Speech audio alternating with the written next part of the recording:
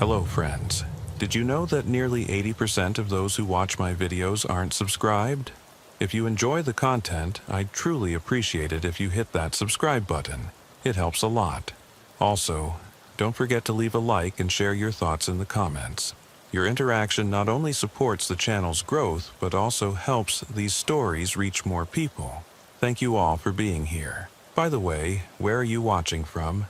Let me know in the comments.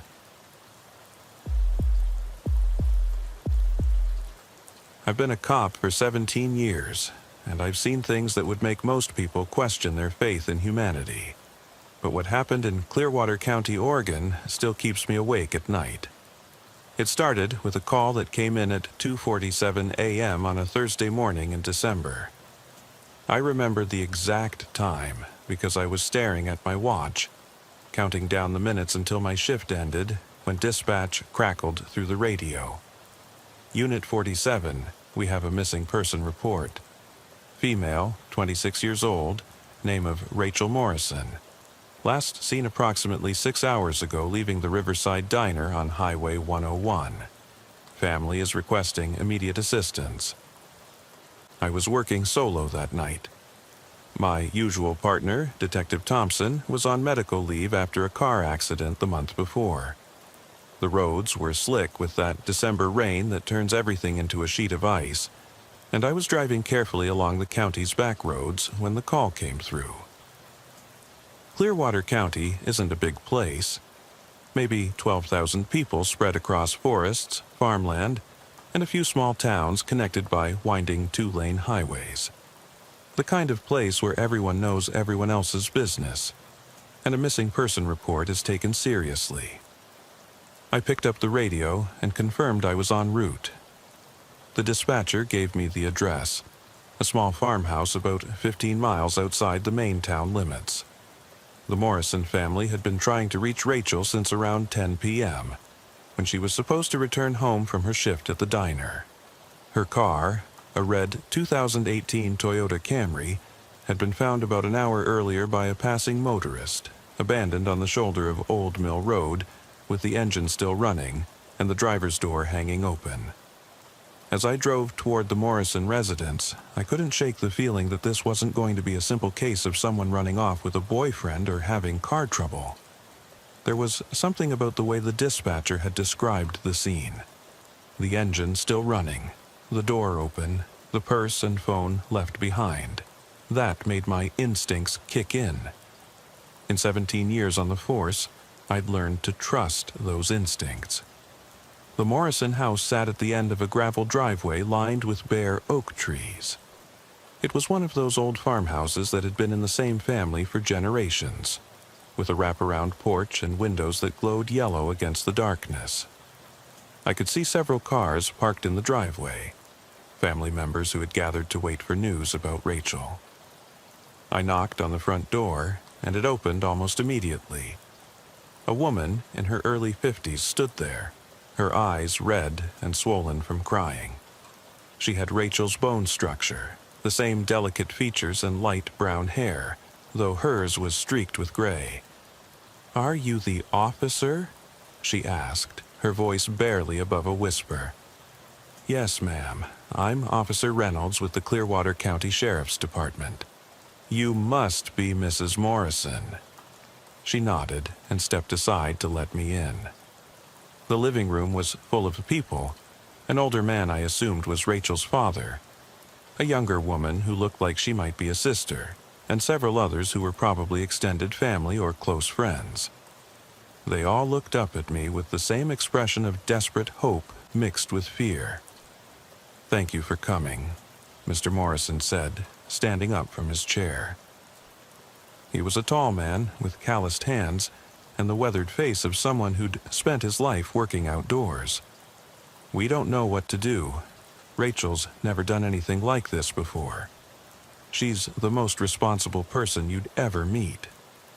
I pulled out my notebook and pen, settling into the familiar routine of gathering information. "Tell me about tonight. When did you last speak with Rachel?" Mrs. Morrison wiped her eyes with a tissue. "She called me around 4 p.m. from the diner. said she was closing up early because it was slow, and she'd be home by 7:30 at the latest. When she didn't show up by 8, I started calling her phone. It went straight to voicemail. Did she mention anything unusual? Anyone bothering her at work? Any problems she was having? Nothing, Mr. Morrison said, shaking his head. Rachel loved that job. She'd been working at the diner for 3 years, saving up money for nursing school. She was supposed to start classes next fall. I wrote down the details, asking about Rachel's relationships, her habits, whether she had any history of depression or substance abuse. The answers painted a picture of a young woman who was exactly what her parents claimed. Responsible, hardworking, with clear goals for her future. No boyfriend drama, no financial troubles, no history of mental health issues. Has anyone been to look at her car yet? I asked. The younger woman, who introduced herself as Rachel's sister Amy, spoke up. We drove out there about an hour ago, but we didn't touch anything. We called you guys first. The car was exactly like the person who found it said. Engine running, door open, her purse was on the passenger seat with her phone and wallet inside. I stood up, closing my notebook. I'm going to head out to the scene now and take a look. I'll need a recent photo of Rachel, and I want you to write down the names and contact information of everyone she works with at the diner. Can you think of anyone else she might have gone to see? Friends? Co-workers? Anyone? Mrs. Morrison handed me a photo from the mantel. Rachel, in her high school graduation cap and gown, smiling brightly at the camera. She had kind eyes and a warm smile, the kind of person you'd trust immediately.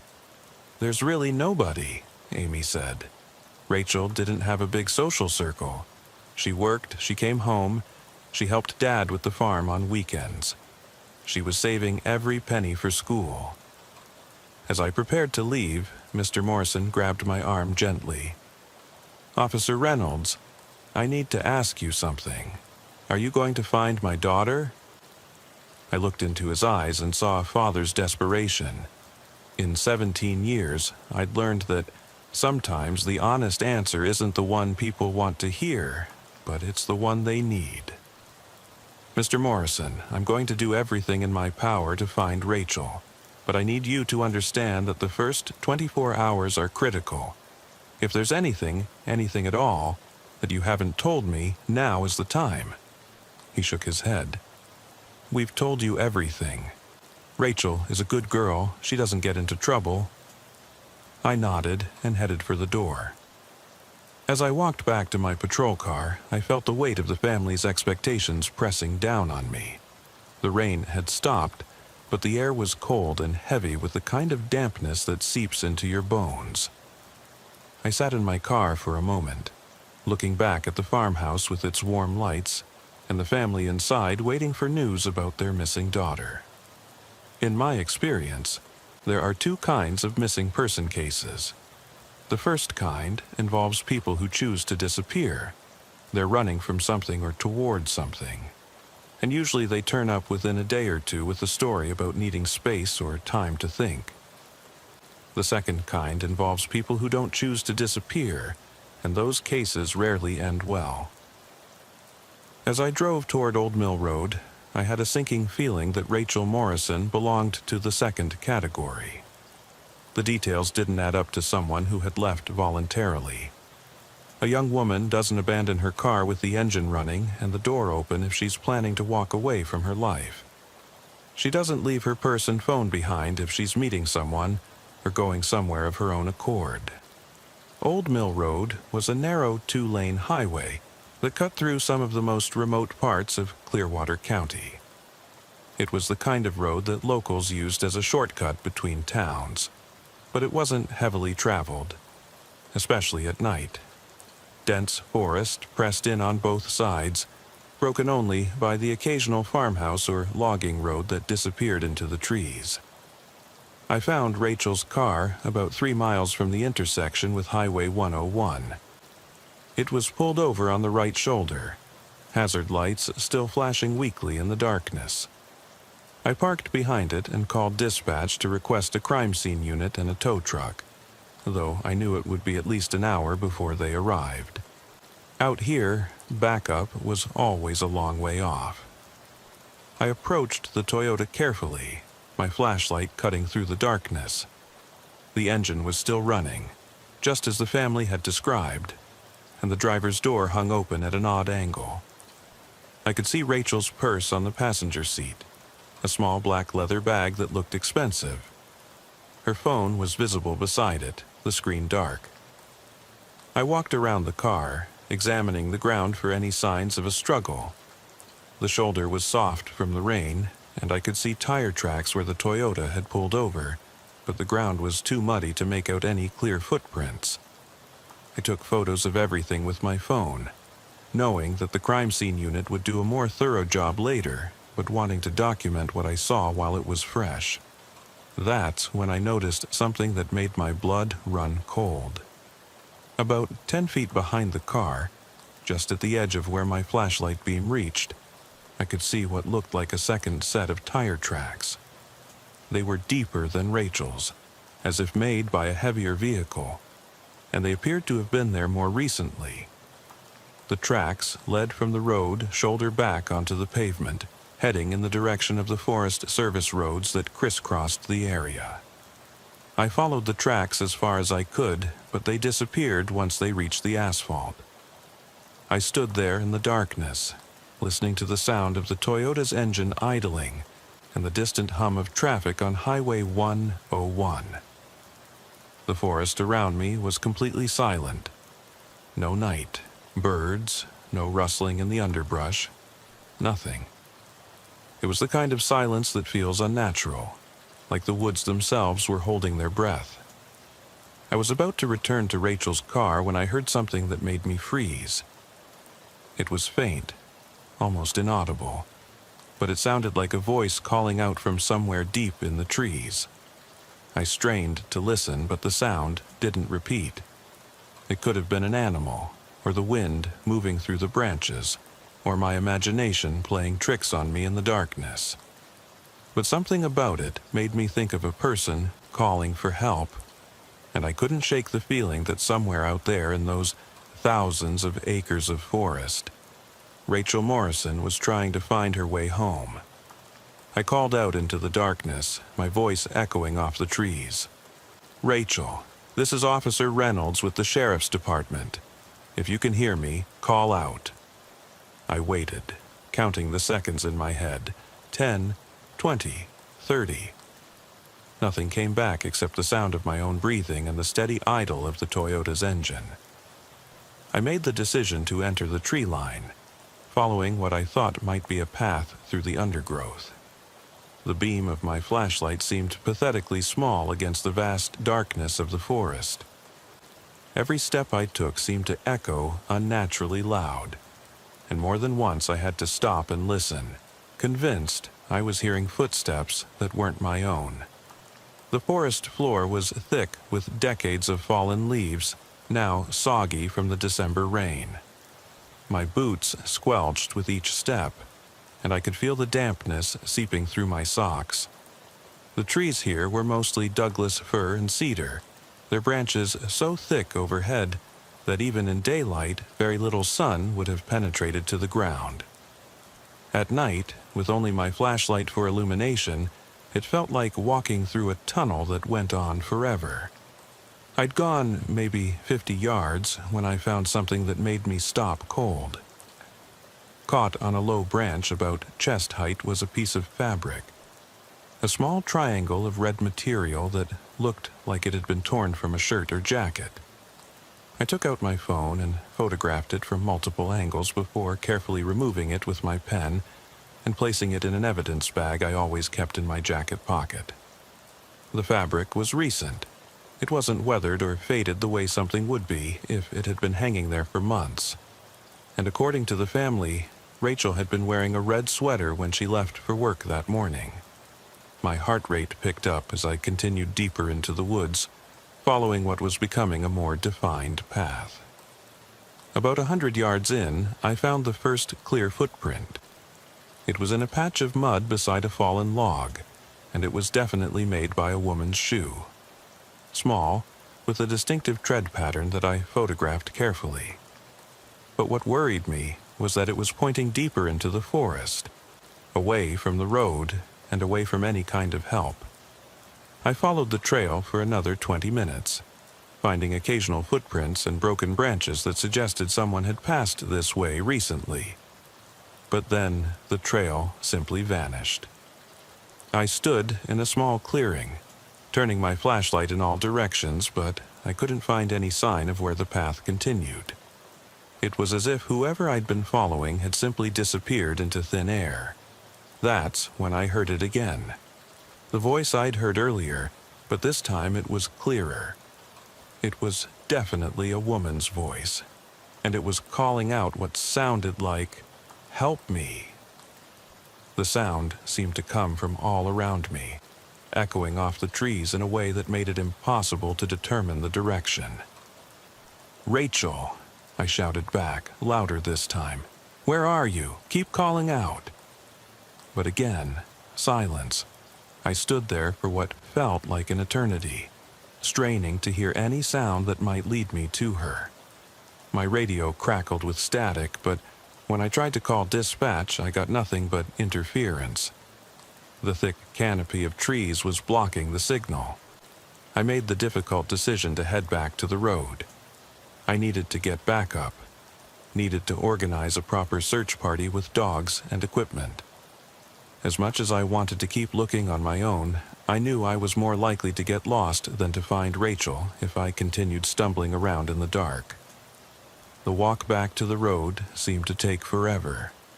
More than once, I had the unsettling feeling that I was being watched, that there was someone or something moving through the trees just beyond the reach of my flashlight.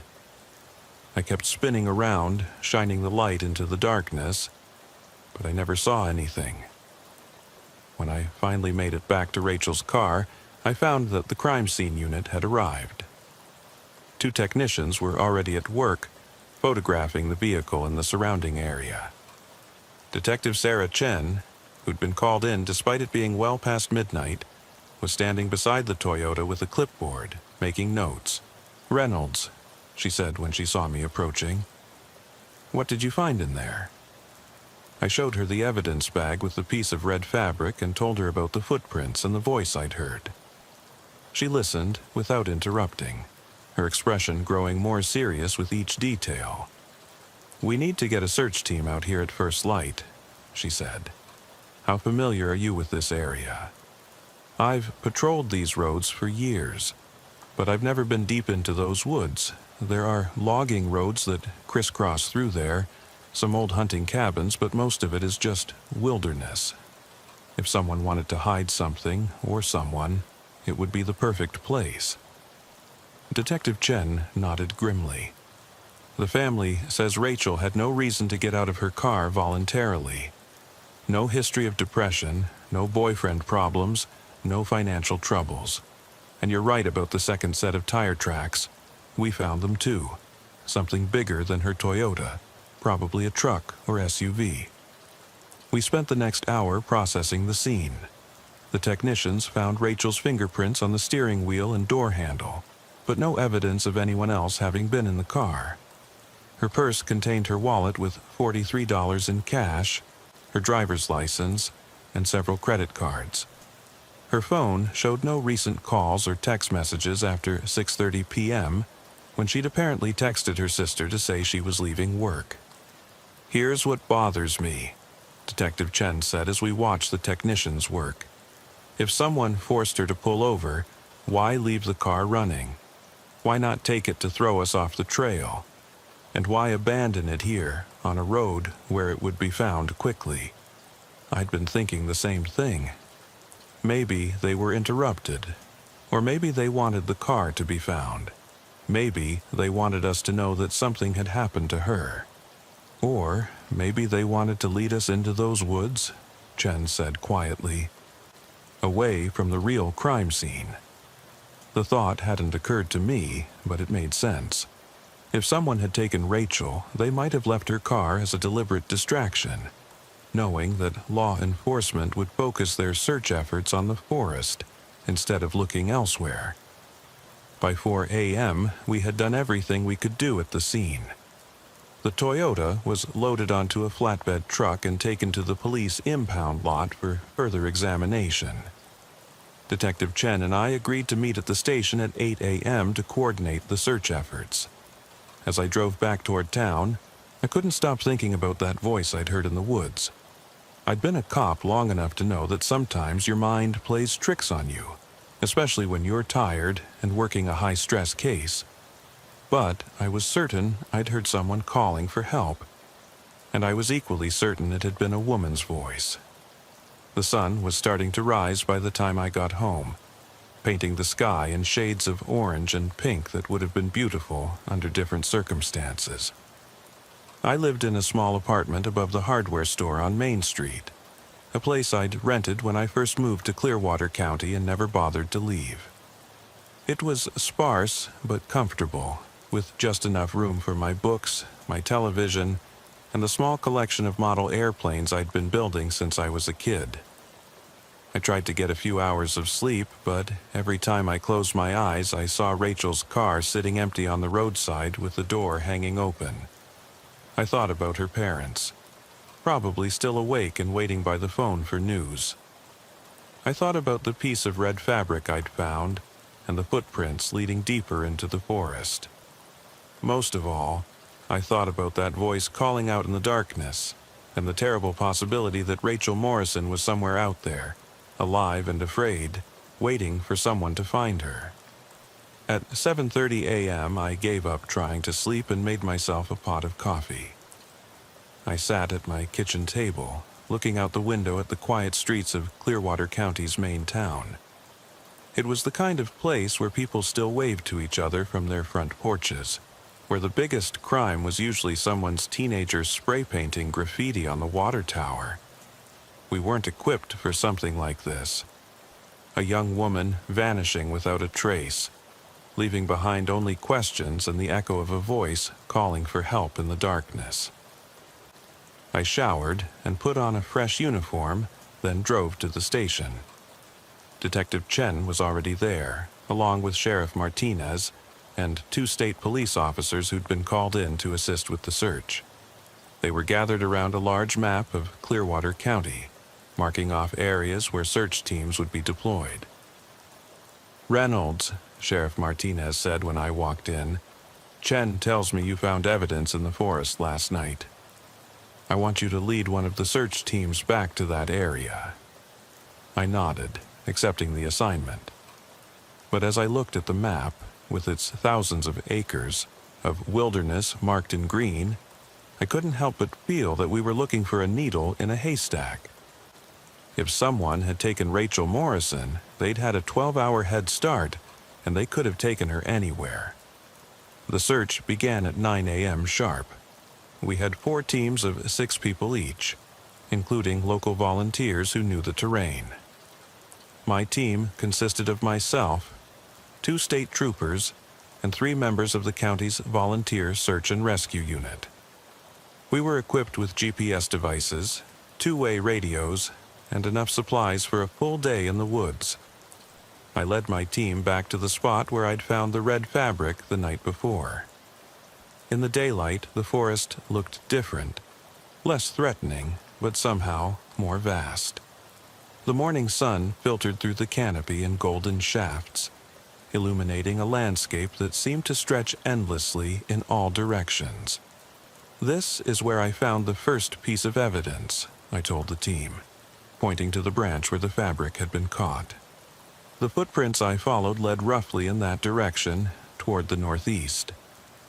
One of the search and rescue volunteers, a weathered man named Tom Bradley, who'd lived in these parts his whole life, studied the terrain with an experienced eye. "There's an old logging road about 2 miles in that direction," he said. "Hasn't been used in maybe 15 years, but it's still passable if you know where you're going." We spread out in a line, staying within sight of each other as we moved through the forest. Every few minutes, someone would call out Rachel's name, and we'd all stop to listen for a response. The woods were alive with the normal sounds of daytime: birds calling, squirrels chattering, the distant hum of insects, but no human voice answered our calls. About an hour into the search, one of the state troopers found something that made us all gather around. It was another piece of fabric, this one larger than what I'd found the night before, caught on a thorny bush about waist high. The color matched the previous piece exactly. "She was definitely here," the trooper said, photographing the evidence before carefully removing it. "And if she's leaving a trail like this, either she's doing it deliberately to help us find her, or—" He didn't finish the sentence, but we all knew what he was thinking. Or someone else was leaving the trail to lead us in a specific direction. We continued following the sporadic trail of fabric and broken branches for another hour.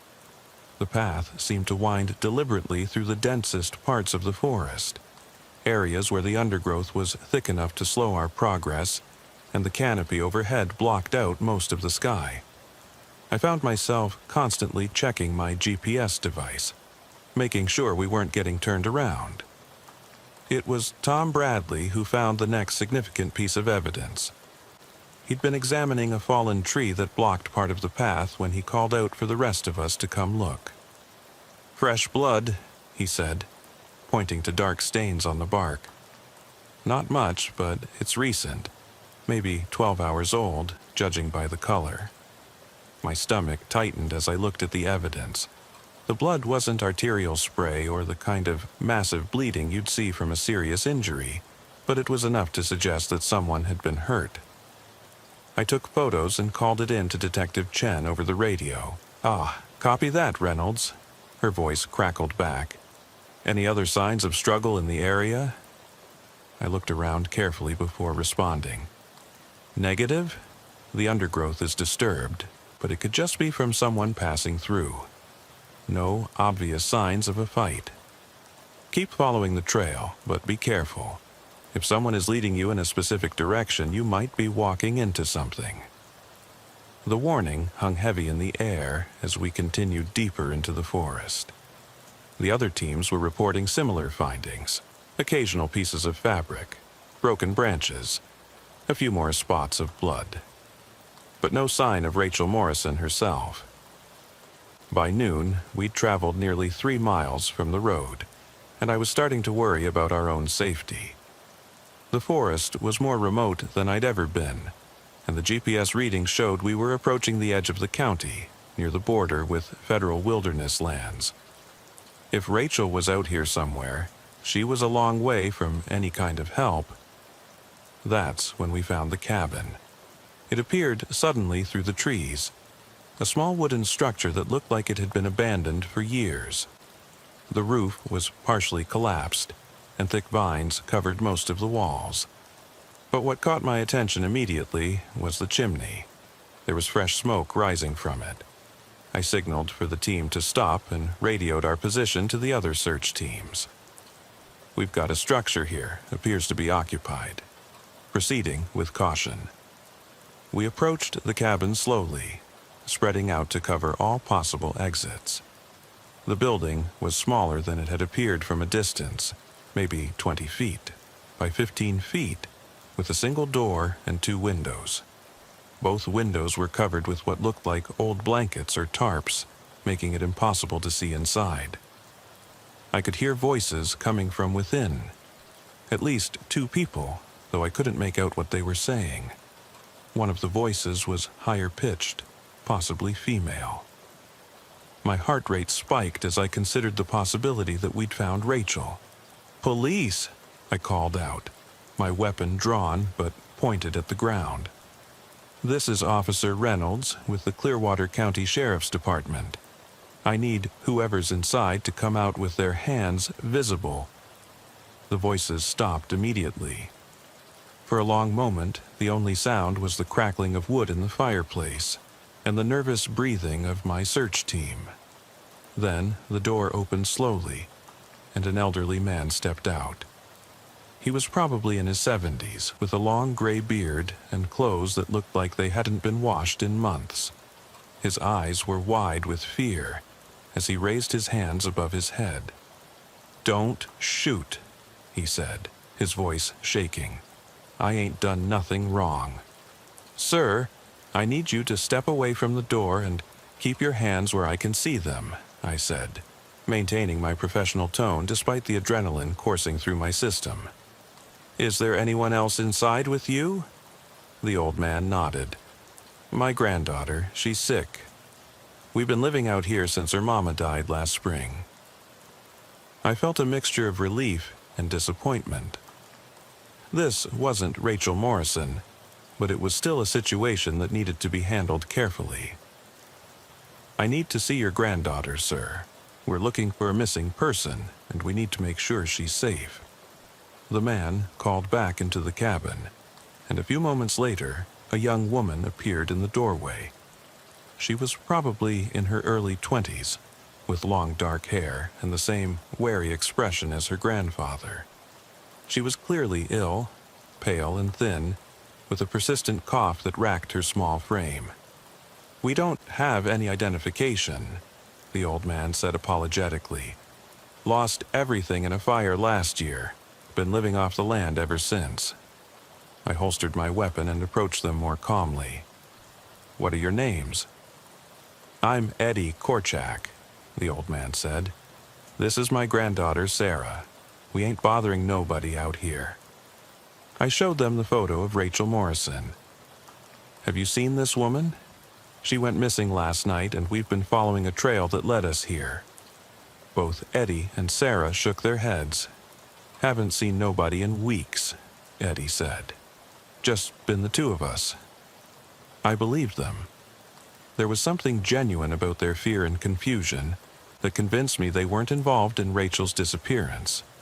But their presence here raised new questions about the trail we'd been following. "Eddie, have you noticed anything unusual in the past day or two? Any sounds? Any other people in the area?" The old man scratched his beard thoughtfully. "Well, there was something last night. Sarah and we heard a truck driving around on the old logging roads. Seemed strange because nobody ever comes back here anymore." My pulse quickened. "What time was this?" "Must have been around midnight, maybe a little after. Woke us both up because it was so unusual. The truck was driving real slow, like maybe whoever was in it was looking for something." Sarah spoke up for the first time, her voice weak but clear. "Granddad, tell him about the screaming." Eddie looked uncomfortable. "Well, I ain't sure it was screaming. Could have been an animal. But around the same time we heard the truck, there was this sound. Like someone calling out, a woman's voice, I think." The pieces were starting to come together in my mind, and none of them painted a good picture. Someone had brought Rachel to this remote area, possibly in a truck, and she'd been calling for help in the darkness while I'd been stumbling around in the woods below. I radioed Detective Chen with our findings and requested that social services be contacted about Eddie and Sarah's situation. The young woman clearly needed medical attention, and living in an abandoned cabin in the middle of winter wasn't sustainable for either of them. While we waited for backup to arrive, I asked Eddie to show me the logging roads he'd mentioned. He led us through the trees to what had once been a dirt road, but was now mostly overgrown with brush and small trees. However, I could see recent tire tracks in the soft earth, deep ruts made by a heavy vehicle with large tires. "The truck came from that direction," Eddie said, pointing toward the northwest. "Went past our cabin and continued up toward the old quarry." I'd heard of the quarry, but had never been there. According to the county maps, it was an abandoned limestone quarry that had been shut down in the 1980s. It was at the very edge of our jurisdiction, in an area so remote that even the logging companies had given up on it years ago. "How far is it to the quarry?" I asked. "Maybe 2 miles following the logging road," Eddie said. "But it's rough going. Haven't been up there myself in maybe 5 years." I made the decision to pursue the lead. While we waited for social services to arrive for Eddie and Sarah, I organized my search team to continue following the logging road toward the quarry. Detective Chen's voice crackled over the radio, expressing concern about splitting our resources. But I convinced her that the truck Eddie had heard might be our best lead yet. The logging road was indeed rough going. Years of weather had washed out sections, and fallen trees blocked the path in multiple places. We had to climb over obstacles and push through undergrowth that seemed determined to slow our progress. But the tire tracks were definitely there, and they were recent. As we climbed higher into the hills, the forest around us began to change. The trees were older here, some of them massive Douglas firs that must have been growing for centuries. The canopy was so thick that even the midday sun barely penetrated to the ground level, creating an eerie twilight atmosphere. After an hour of difficult hiking, we reached the quarry. It was larger than I'd expected, a massive scar in the landscape where limestone had been carved out of the hillside. The quarry walls dropped down about 50 feet to a pool of dark water at the bottom. Old mining equipment sat rusted and abandoned around the rim, and several buildings that had once housed offices and equipment storage stood empty and crumbling. But what made my blood run cold was what we found in one of the buildings. The structure had once been an office or equipment storage facility, with concrete walls and a metal roof that had partially caved in over the years. The door hung open on rusted hinges, and as we approached, I could smell something that made my stomach turn. Not decay exactly, but something organic and wrong. Inside, we found evidence that someone had been using the building recently. There were fresh tire tracks in the dirt outside, and the interior showed signs of recent occupation. A sleeping bag was spread out on the concrete floor, along with several bottles of water, canned food, and what looked like medical supplies. But it was the rope that made my hands shake as I photographed it. Heavy nylon rope, the kind used for climbing or securing loads, was coiled neatly in one corner. Some of it had been cut into shorter lengths, and I could see what looked like bloodstains on several pieces. "Jesus," one of the state troopers whispered behind me. Someone was definitely holding someone here.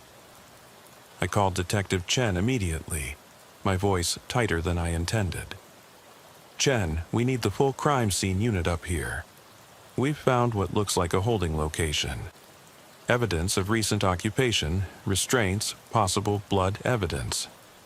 "Copy that. How recent?"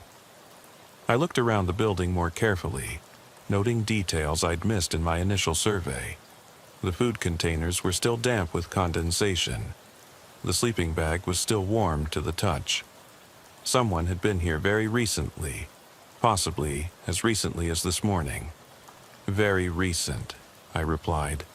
"Whoever was here might have left when they heard us coming. Reynolds, I want you and your team out of there now. Fall back to a safe distance and wait for backup. If this is an active crime scene, the perpetrator might still be in the area." I wanted to argue, wanted to continue searching for Rachel while the trail was still hot, but I knew Chen was right. We'd already contaminated the scene by entering the building, and if we were dealing with someone dangerous, my small search team wasn't equipped for a confrontation.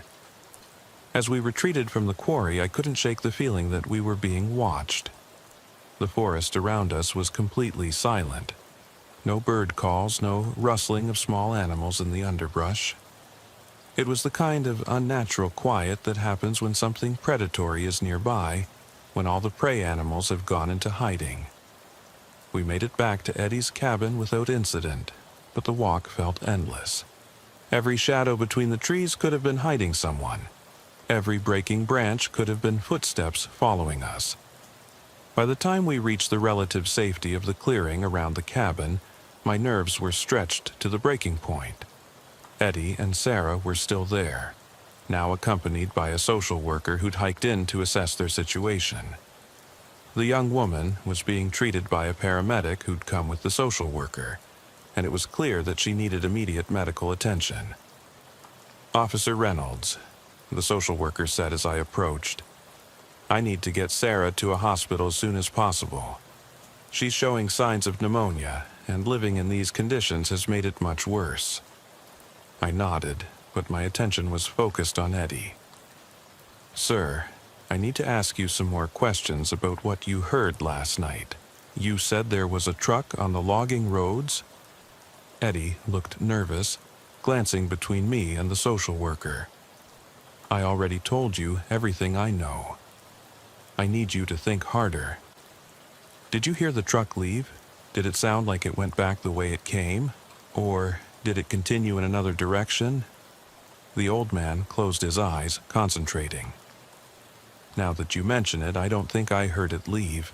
The engine sound just stopped, like maybe they turned it off somewhere nearby." A chill ran down my spine. If the truck was still in the area, if whoever had taken Rachel was still here, then she might still be alive. But it also meant that we were potentially dealing with someone who was desperate enough to stay close to an active crime scene. Detective Chen arrived with the full crime scene unit about an hour later, along with additional state police officers and a K-9 unit. While the technicians processed the abandoned building at the quarry, Chen and I coordinated an expanded search of the surrounding area. "The dog is picking up a scent," the K-9 handler reported over the radio. "Human scent. Female. Leading away from the quarry toward the north." We followed the search dog and its handler through increasingly difficult terrain. The forest here was old growth, with massive trees and thick undergrowth that made progress slow and exhausting. But the dog was confident, following a scent trail that was invisible to the rest of us. After about 30 minutes of hiking, the dog led us to another clearing, this one containing the remnants of what looked like an old hunting camp. There were several structures: a main cabin that was in better condition than Eddie's place, a smaller outbuilding that might have been a storage shed, and what looked like the remains of a fire pit. But it was the pickup truck parked behind the main cabin that made my heart race. It was a dark blue Ford F-150, maybe 10 years old, with mud caked on the tires and sides. The license plate was obscured by dirt, but I could make out enough numbers to run a check. "Vehicle located," I radioed to Chen. "Dark blue Ford pickup, Oregon plates, partial, David Charlie 7, requesting backup before approaching." "Copy that. State police units are en route. Do not approach the vehicle until backup arrives." We took cover behind the trees and waited, watching the cabin for any sign of movement. The windows were covered with what looked like old newspapers or magazines, making it impossible to see inside. Smoke was rising from the chimney, suggesting that someone was inside. The wait felt eternal. Every minute that passed was another minute that Rachel Morrison might be suffering, might be dying. I found myself checking my watch obsessively, counting the seconds until backup would arrive. When the state police units finally reached our position, we had enough personnel to surround the cabin properly. Detective Chen took charge of the operation, positioning officers at all possible exits while she and I approached the front door. "Police!" Chen called out in a voice that carried clearly through the forest. "This is Detective Chen with the Clearwater County Sheriff's Department. I need everyone inside to come out with their hands visible." Silence. No movement from inside the cabin, no response to our commands. Chen tried again, louder this time. "We have the building surrounded. Come out now and no one gets hurt." Still nothing. After waiting another minute, Chen made the decision to approach closer. We moved carefully toward the front door, weapons drawn, every sense alert for any sign of movement or threat. The door was slightly ajar, and I could smell wood smoke mixed with something else, something that made my stomach clench with dread. Chen nodded to me, and I pushed the door open with my foot while she covered me with her weapon. The cabin was empty, but the evidence of what had happened there was unmistakable. In the center of the single room, a chair had been placed directly under an overhead beam. The chair was wooden, heavy, and there were rope marks on the arms and legs where someone had been restrained. The floor around the chair was stained with what was clearly blood, and scattered nearby were items that made my hands shake as I photographed them. Rachel Morrison's driver's license, her car keys, a torn piece of red fabric that matched the sweater her family said she'd been wearing.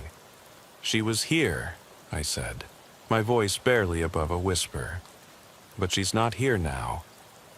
Chen was already coordinating with the other units, setting up a perimeter search of the immediate area. But I had a sick feeling that we were too late, that whoever had taken Rachel had moved her again when they realized we were closing in. The K9 unit was brought into the cabin, and the dog immediately picked up another scent trail leading away from the building toward the west. But this trail was different from the others we'd followed. The dog seemed less certain, stopping frequently and circling back as if the scent was weak or confused. "The trail goes cold about 50 yards from the cabin," the handler reported. "Either the scent is being masked by something, or it ends at a vehicle." We found the tire tracks 20 minutes later. Fresh ruts in the soft earth where a vehicle had been parked and then driven away. The tracks led to an old logging road that connected to the main Forest Service road system. From there, whoever we were chasing could have gone anywhere. As the crime scene technicians processed the cabin, I found myself standing outside, staring up at the darkening sky. We'd been searching for nearly 10 hours, following a trail that had led us to multiple crime scenes, and we were no closer to finding Rachel Morrison alive than we'd been that morning. Detective Chen approached me, her expression grim. "The blood evidence is being fast-tracked to the lab, but preliminary field tests confirm it's human blood, type O positive, which matches Rachel's medical records." I nodded, though the information felt like a physical blow. "How much blood?" "Enough to indicate a serious injury, but not necessarily fatal. She could still be alive, Reynolds." "Could be." The words hung in the air between us like a prayer and a curse. After 17 years in law enforcement, I'd learned that "could be" was often the best you could hope for in cases like this. But as we prepared to expand the search to include the entire road system leading out of the forest, I couldn't escape the feeling that we were missing something crucial. The person we were chasing had stayed one step ahead of us all day, always moving Rachel just before we arrived. They knew the area well, knew the roads and the hiding places, and they seemed to know exactly how long they could stay in one location before law enforcement would find them. The question that kept nagging at me was simple but terrifying. If they were that good at staying ahead of us, what did they plan to do with Rachel Morrison? By evening, we had roadblocks set up on every major route leading out of Clearwater County.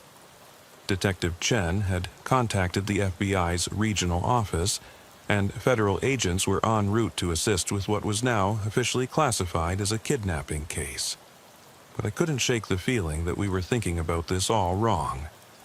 I was sitting in my patrol car at one of the roadblock positions, sipping cold coffee and watching traffic, when my radio crackled with a call that changed everything. "All units, we have a 911 call from a female caller claiming to be Rachel Morrison. Call is coming from a landline. Location shows as Miller's gas station on Highway 18. Caller says she escaped and needs immediate assistance." My heart stopped. Miller's gas station was only about 15 miles from where we'd found the abandoned cabin, but it was in the opposite direction from where we'd been focusing our search. I was the closest unit to that location. "Unit 47 responding," I radioed back, already turning my patrol car around and hitting the lights and siren. ETA approximately 12 minutes.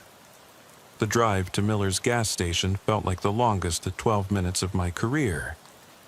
I kept thinking about all the things that could go wrong. It could be a trap. It could be someone else calling and claiming to be Rachel. It could be Rachel, but she could be seriously injured. I called ahead to request an ambulance to meet me at the location. Miller's gas station was one of those old-fashioned places that looked like it hadn't changed since the 1970s.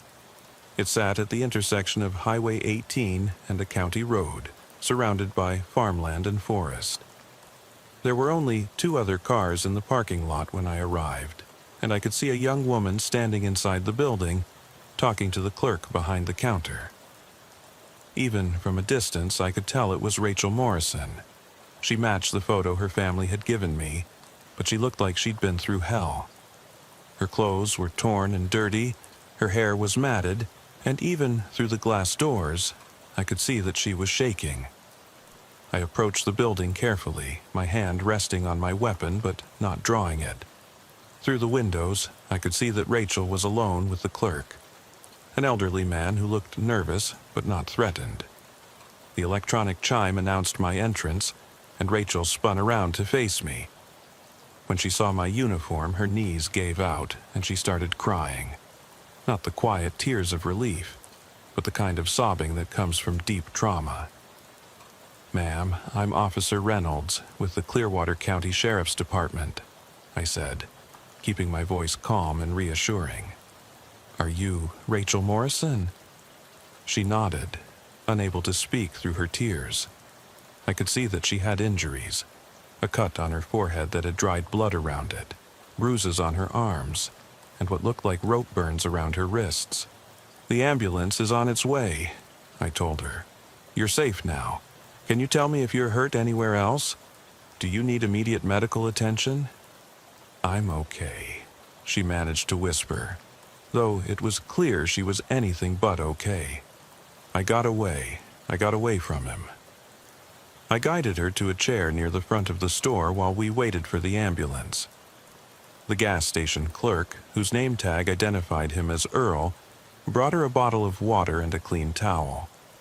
"She came running out of the woods about 10 minutes ago," Earl told me quietly. "Scared the hell out of me. She was crying and saying someone was chasing her. I let her use the phone to call 911. I knelt down beside Rachel's chair, speaking in the gentlest voice I could manage. "Rachel, I know this is difficult, but I need to ask you some questions. The person who took you, are they still out there? Could they be following you?" She looked up at me with eyes that were wide with fear. "I don't know. I think I lost him, but he knows these woods. He knows them better than anyone. Can you tell me what he looks like?" Rachel took a shaky breath, trying to compose herself enough to answer. "He's maybe 40 years old, tall, with dark hair and a beard. He was wearing camouflage clothes and work boots. He drives a blue pickup truck." The description matched what we'd already gathered from the evidence, but hearing it from Rachel herself made it real in a way that crime scenes and bloodstains couldn't. "Do you know his name? Did he tell you anything about himself?" "He called himself Dale," she said, "but I don't know if that's his real name. He said he'd been watching me for weeks, said he knew my schedule at the diner." My blood ran cold. This wasn't a random crime of opportunity. This was a stalker who had been planning Rachel's abduction for some time. The ambulance arrived, and I watched as the paramedics examined Rachel's injuries. They were consistent with what I'd expect from someone who'd been held captive and had escaped through rough terrain. The cut on her forehead needed stitches, and her wrists showed clear signs of being bound with rope, but nothing appeared to be life-threatening. As they prepared to transport her to the hospital, I asked if she felt strong enough to answer a few more questions. "Where did he take you?" "We found some locations in the forest, but we need to know if there are others." Rachel closed her eyes, and I could see her struggling with the memories. There were 3 places. First was an old building near a big hole in the ground. "The quarry," I confirmed. then a cabin where he tied me to a chair. But when he heard helicopters, he moved me again. She paused, shuddering at the memory. The last place was underground, like a bunker or something. He said it was where I was going to stay permanently. Underground. We hadn't found anything like that in our searches. If this Dale character had access to an underground bunker or shelter, it would explain how he'd been able to stay hidden despite our extensive search efforts. Rachel, this is very important. Can you tell me how to find this underground location? She shook her head slowly. I was blindfolded when he took me there, but when I escaped, I just kept running toward the sound of cars. I could hear traffic in the distance, so I knew there was a road. How long were you in the underground location? Maybe 6 hours. It was hard to tell. He left me there alone while he went to check on things. That's when I managed to get loose from the ropes and find a way out. The paramedics were getting impatient, wanting to get Rachel to the hospital for proper treatment. I gave her my card and told her I'd be by the hospital later to take a more detailed statement. But for now, she needed medical attention. As the ambulance pulled away, I stood in the parking lot of Miller's gas station, trying to process what I'd learned. Rachel was alive, which was the best possible outcome we could have hoped for. But Dale was still out there, and according to Rachel, he had access to underground hiding places that we hadn't even begun to search for. I called Detective Chen and filled her in on Rachel's rescue and the new information we'd gathered. Within an hour, we had teams searching the area between the last known location and Miller's gas station, looking for any signs of underground structures. But as the hours passed and our searches turned up nothing, I began to realize that Dale had probably abandoned his underground hideout the moment Rachel escaped. He was smart enough to know that she would lead us back to him, and he was experienced enough in these woods to disappear without a trace. The forensic evidence from the various crime scenes would eventually give us DNA and fingerprints that could identify Dale if he was in the system. The description Rachel provided would help us create a composite sketch. But I had the sinking feeling that by the time we processed all the evidence and got the word out to other law enforcement agencies, Dale would be long gone. 3 days later, the FBI identified Dale as Dale Marcus Hoffman, a 42-year-old man with a history of stalking and assault charges in 3 different states. He'd been living off the grid in Clearwater County for approximately 8 months, using the identity of a dead man and working odd jobs for cash. The underground bunker Rachel had described was never found, despite extensive searches using ground-penetrating radar and specialized equipment. Dale's blue pickup truck was discovered abandoned in a Walmart parking lot in Portland, Oregon, wiped clean of fingerprints and forensic evidence.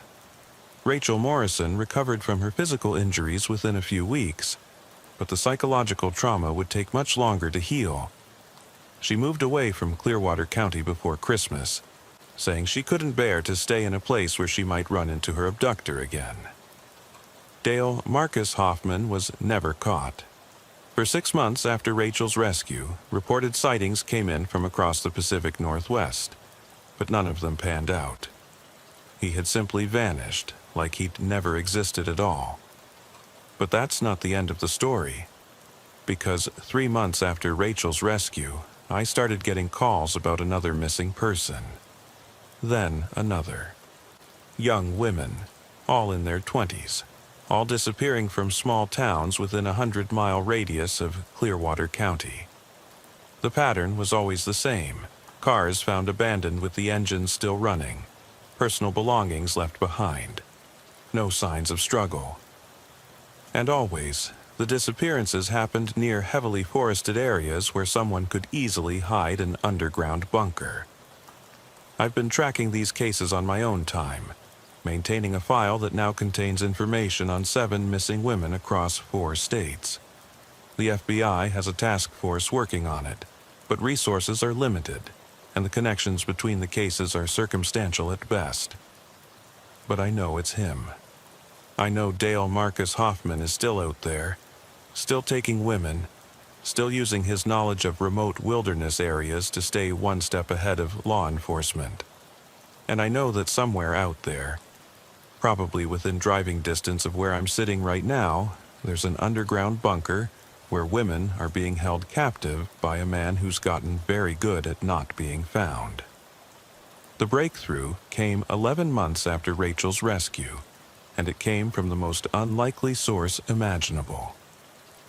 I was working a routine traffic stop on Highway 101 when my radio crackled with an emergency call that made my blood freeze. All units, we have a report of a deceased male at the Riverside Diner on Highway 101.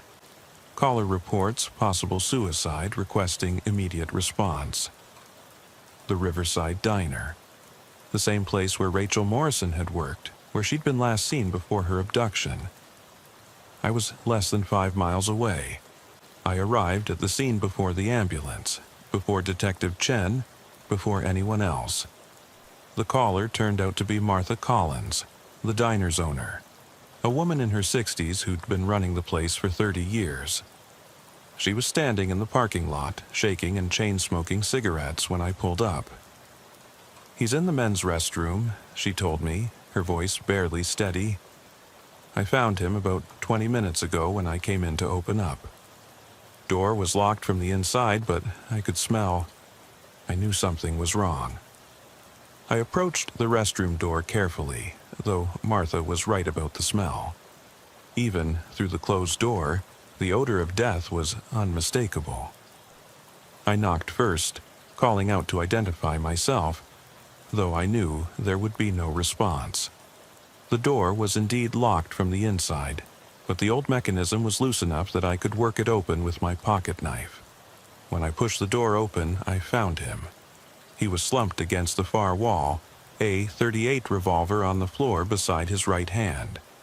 Dark hair, beard, approximately 40 years old. Even in death, even with the damage from the gunshot wound, I recognized him immediately from Rachel's description and the composite sketch we'd distributed.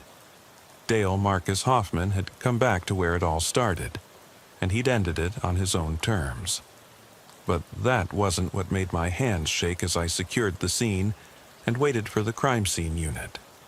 It was what he'd left behind, a manila envelope addressed to Officer Reynolds, Clearwater County Sheriff's Department, in careful block letters. Inside the envelope was a handwritten confession that ran to 14 pages. But more than that, it was a detailed map of underground bunkers and hiding places across 4 states, along with what appeared to be a list of names and dates going back nearly 5 years.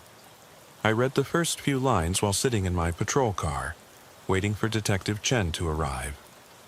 "My name is Dale Marcus Hoffman, and I am writing this because I cannot continue to live with what I have done.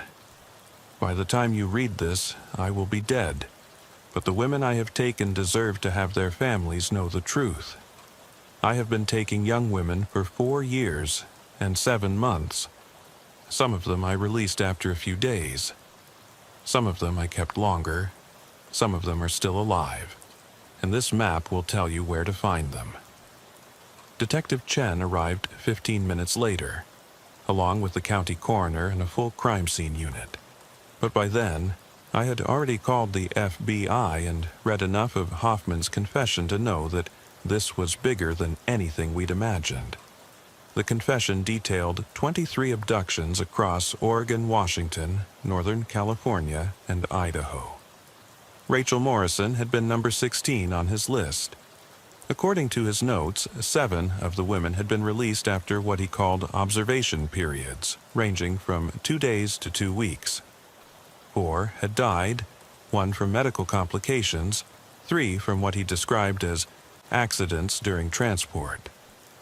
But 12 women, according to his confession, were still alive in underground bunkers that he'd constructed over a period of years. The confession included detailed maps showing the locations of each bunker, along with notes about the supplies and security measures he'd put in place. Within 6 hours, we had FBI teams dispatched to all 12 locations. Within 24 hours, 9 women had been found alive in underground shelters that were far more sophisticated than anything we'd imagined. These weren't crude holes in the ground. They were engineered structures with ventilation systems, running water, and enough supplies to sustain multiple people for months. The women were in various stages of physical and psychological trauma, but they were alive. Some had been missing for over a year. 3 of the bunkers were empty, suggesting that the women held there had either died or been moved to other locations that weren't included in Hoffman's map. The media coverage was intense. "Underground Serial Kidnapper," the headlines read. "The Bunker Killer's Reign of Terror." But for those of us who had worked the case, it felt like a hollow victory. Yes, we'd found the missing women, but only because Dale Hoffman had decided to end his life and confess his crimes. If he'd chosen to disappear instead, those women might have died slowly in their underground prisons. The psychological evaluations of the rescued women revealed the full scope of Hoffman's methodology. He'd been conducting what he called behavioral experiments, keeping detailed notes on how different women responded to captivity, isolation, and various forms of psychological manipulation. The women described a man who was methodical, intelligent, and completely without empathy. Rachel Morrison agreed to testify in the federal investigation, though Hoffman's death meant there would never be a trial. She told investigators that during her captivity, Hoffman had talked about his collection of women, describing them like specimens in a research project. He'd told her that she was special because she'd shown unusual resistance to psychological conditioning. But the case had one more twist that haunts me to this day. Among Hoffman's possessions, investigators found detailed surveillance notes on dozens of other women, potential victims he'd been watching but hadn't yet abducted. The notes included photographs, daily schedules, and personal information gathered through months of stalking. My name was in those notes, not as a target but as an obstacle. Hoffman had been watching me, studying my patrol routes, my schedule, my habits.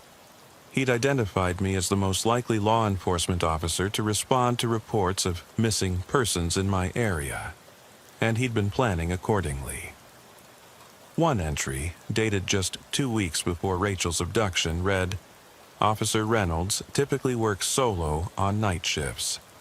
Response time to remote locations averages 18 to 22 minutes. Methodical, but not particularly intuitive. Poses minimal threat to operations as long as standard precautions are maintained." He'd been playing a game with us, and we'd never even known we were players. Every move we'd made during the search for Rachel had been anticipated, planned for, and in some cases, guided by someone who'd been studying us as carefully as he'd studied his victims. The FBI's Behavioral Analysis Unit concluded that Hoffman had been operating with this level of sophistication for his entire criminal career. He wasn't just a serial kidnapper, he was a predator who'd turned stalking law enforcement into part of his methodology. 6 months after Hoffman's death, I was contacted by a detective in Montana who was working a missing person case that sounded familiar. A young woman had vanished from a small town near Glacier National Park. Her car found abandoned with the engine running. The detective had read about the Clearwater County case and wanted to know if I thought there could be a connection. I looked at the crime scene photos he'd emailed, and my stomach dropped. The pattern was identical, too identical to be a coincidence. Either Hoffman had been operating in Montana before he came to Oregon, or someone else had read about his methods and decided to copy them. That's when I realized that Dale Marcus Hoffman's death might not have been the end of the story. It might have been just the end of the first chapter, because everything about his operation, the underground bunkers, the surveillance techniques, the methodical approach to victim selection, had been documented in detail by law enforcement and then reported extensively in the media. We'd accidentally created a blueprint for the perfect crime, and we'd published it for anyone with similar inclinations to read and study. The very investigation that had saved 9 women might have provided a template for future predators to follow. I've been tracking similar cases for the past 8 months, and the pattern is emerging again. 3 missing women in Montana, 2 in northern Idaho, 1 in rural Washington. All young, all disappeared under circumstances that match Hoffman's methodology almost exactly.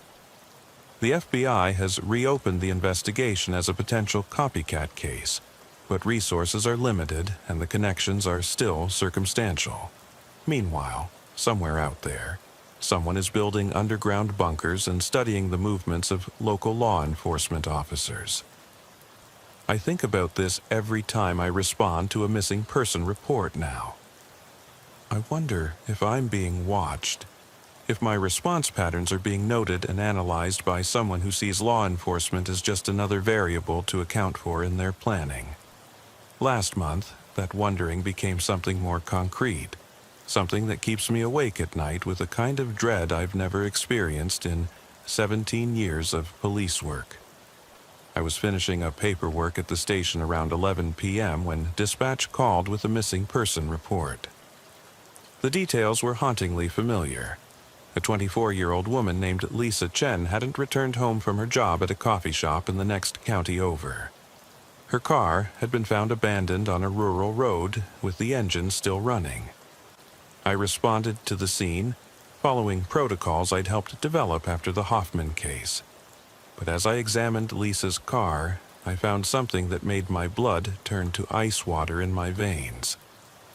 Tucked under the windshield wiper was a folded piece of paper. Written on it, in the same careful block letters I'd seen in Hoffman's confession, were the words, "Officer Reynolds, the game continues. Look harder this time." The handwriting analysis came back inconclusive. The paper was generic copy paper available at any office supply store. No fingerprints, no DNA evidence.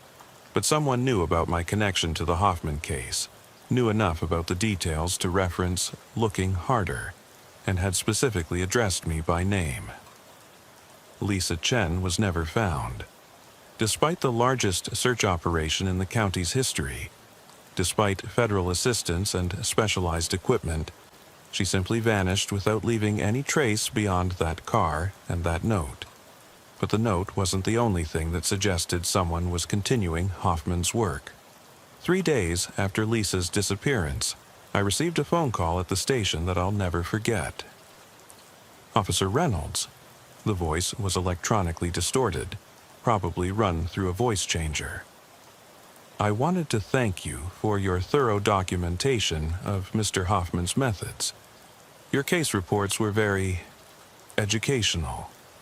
I tried to keep the caller on the line, tried to trace the call, but it lasted less than 30 seconds. The message was simple and terrifying.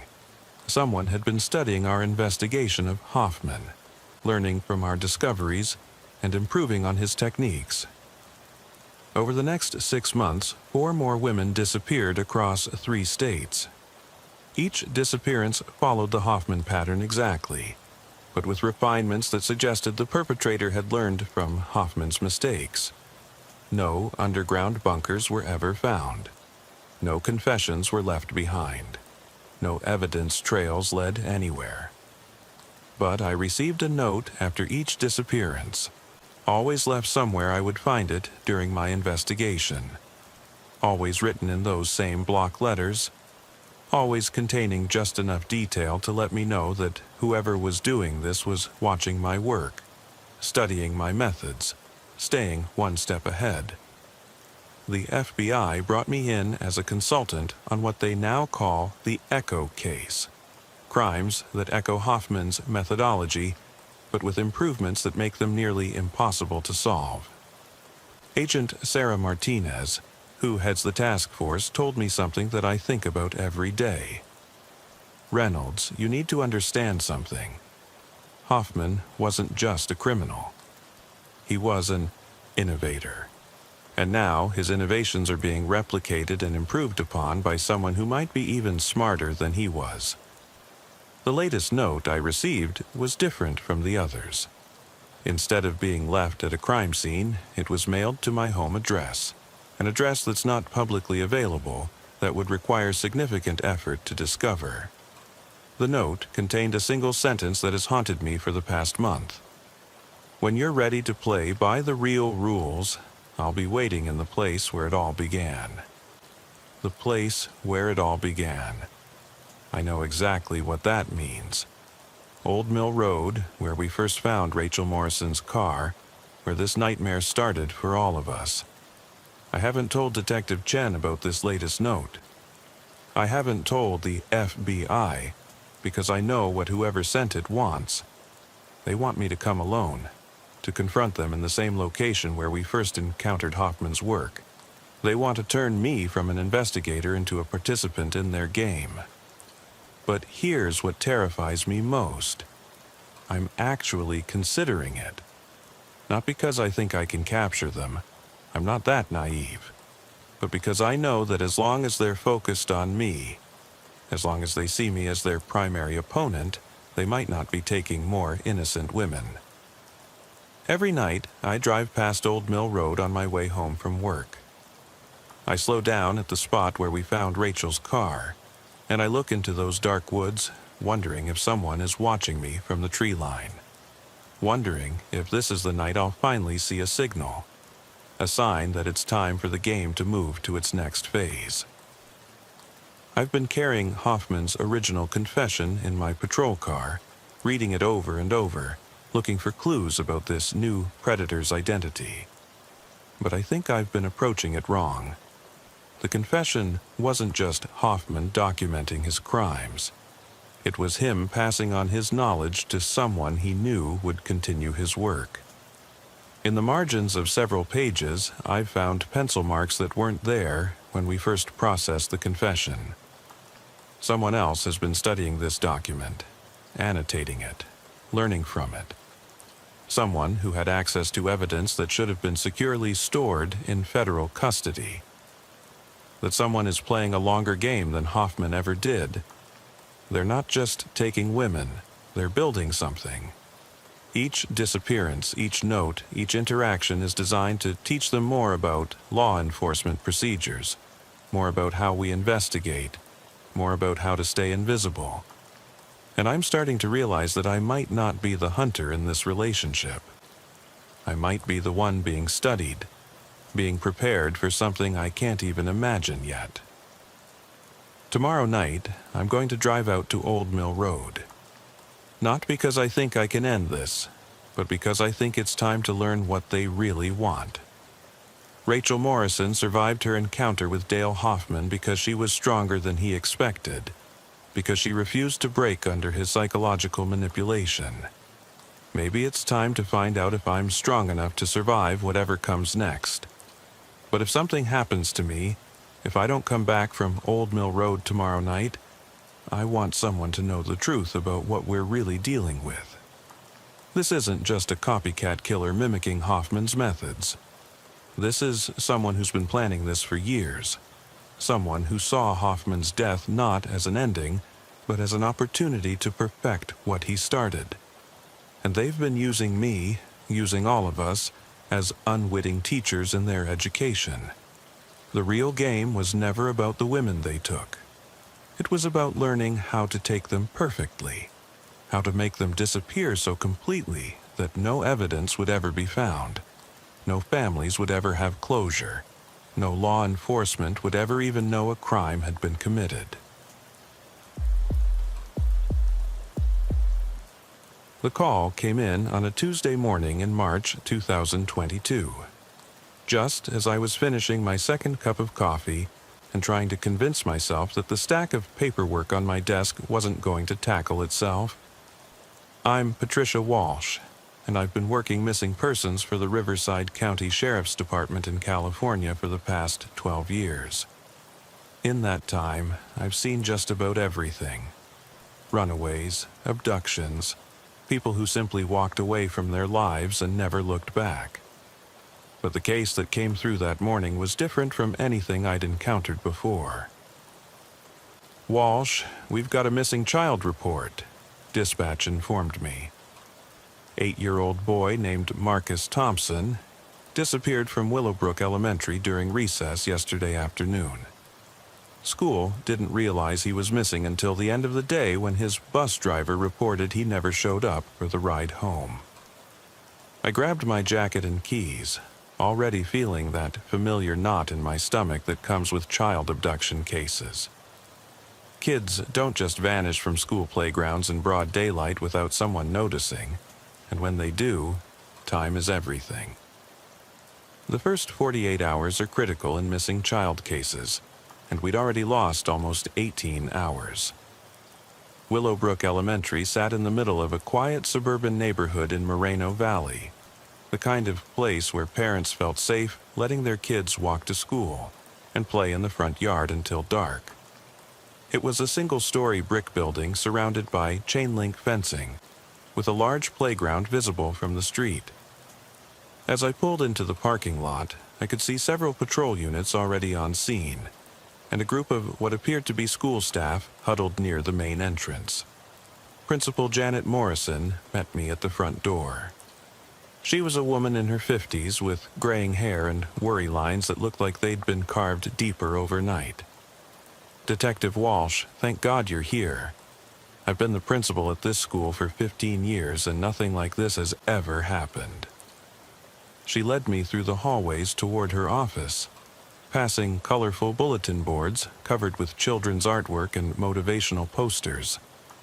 The building felt eerily quiet. Classes were in session, but I could sense the underlying tension that comes when something terrible disrupts the normal routine of a place meant to be safe. "Tell me exactly what happened yesterday," I said as we settled into her office. "Start from the beginning." Principal Morrison pulled out a manila folder thick with incident reports and notes. Yesterday was a normal day.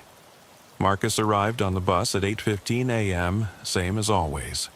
His teacher, Mrs. Patterson, marked him present for first period, and he participated normally in all morning activities. At 12:30, the second and third grade classes went outside for recess. Who was supervising the playground? We had 3 staff members outside, Mrs. Patterson, Mr. Garcia from 3rd grade, and Mrs. Chen, our playground aide. Between the 3 of them, they were responsible for watching about 60 children. I made notes as she talked, already thinking about how easy it would be for one child to slip away unnoticed in that kind of chaos. When did they first realize Marcus was missing? That's just it. They didn't. When recess ended at 1 o'clock, all the children lined up by their teachers and went back inside. Mrs. Patterson did a head count and thought she had everyone. It wasn't until 3:15, when the buses were being loaded, that Marcus's bus driver, Mr. Rodriguez, asked where Marcus was. The timeline bothered me. Almost 3 hours had passed between when Marcus was last definitively seen and when anyone realized he was gone. That was a lot of time for someone to take a child and get a significant head start. "I need to speak with Mrs. Patterson and the other playground supervisors," I said. "But first, tell me about Marcus. Any family problems? Parents going through a divorce? Any custody issues?" Principal Morrison shook her head. "The Thompsons are a lovely family. Marcus lives with both parents, has a younger sister, no history of behavioral problems or family dysfunction. His father, David Thompson, works as an electrician, and his mother, Sarah, is a nurse at Riverside General. They're active in the PTA, always involved in school activities. Any adults who've shown unusual interest in Marcus? Volunteers, substitute teachers, maintenance workers? We've already gone through our volunteer database and employee records. Everyone who has access to the school has passed background checks, but..." She hesitated, looking uncomfortable. "But what?" Well, about 2 weeks ago, Mrs. Patterson mentioned that she'd noticed a man sitting in a car across from the school during recess. She said he was there for maybe 15 minutes, just sitting and watching the playground. When she looked again, later, he was gone. My pulse quickened. Did she get a description of the man or the vehicle? She said it was a dark sedan, maybe black or dark blue. The man appeared to be middle-aged, but she couldn't see him clearly from the playground. She mentioned it to me, but we decided it was probably just a parent picking up another child, or maybe someone waiting for an appointment nearby. I asked Principal Morrison to have Mrs. Patterson meet me in the classroom while I examined the playground area. The school had security cameras, but they were primarily focused on the entrances and parking areas. The playground itself was only partially covered by the camera system. The playground was typical for an elementary school. Swing sets, slides, monkey bars, and a large open area for running games. What struck me immediately was how visible it was from the street. The chain-link fence provided some barrier, but anyone walking or driving by would have a clear view of the children playing. Mrs. Patterson joined me outside a few minutes later. She was a young teacher, probably in her late 20s, and I could see the guilt and self-blame written all over her face. Detective Walsh, I keep going over it in my mind, trying to remember if I saw anything unusual, if Marcus said anything that might give us a clue about where he went. Just tell me what you remember about recess yesterday. Take your time. It was a normal day. The kids went outside and scattered to their usual activities. Marcos typically plays on the monkey bars with a group of friends. I remember seeing him there early in the recess period, probably around 12:35 or 12:40. And when was the last time you specifically remember seeing him? Mrs. Patterson closed her eyes, concentrating. I think it was maybe 12:50, when I was breaking up a small argument between some girls near the swings. I looked over toward the monkey bars to check on that group, and I'm pretty sure I saw Marcus there. Pretty sure? Well, there were several children playing in that area, and from a distance they all looked similar. Same height, similar hair color. I saw a boy I thought was Marcus, but now I can't be certain it was actually him. That gave us a window. Marcus had disappeared sometime between 12:50 and 1 p.m. when the children lined up to go back inside. 10 minutes for someone to approach him, convince him to leave with them, and get away from the school. Mrs. Patterson, I need you to think carefully. During that 10-minute window, did you notice any adults near the fence? Any cars that slowed down or stopped on the street? Any distractions that might have drawn your attention away from the children? She was quiet for a long moment, and I could see her replaying the events in her mind. Actually, yes, there was something. Right around 12:55, one of the kindergarten classes came outside for their recess, and there was some confusion about which area of the playground they were supposed to use. Mr. Garcia and I both went over to help sort it out. We were probably focused on that situation for 3 or 4 minutes.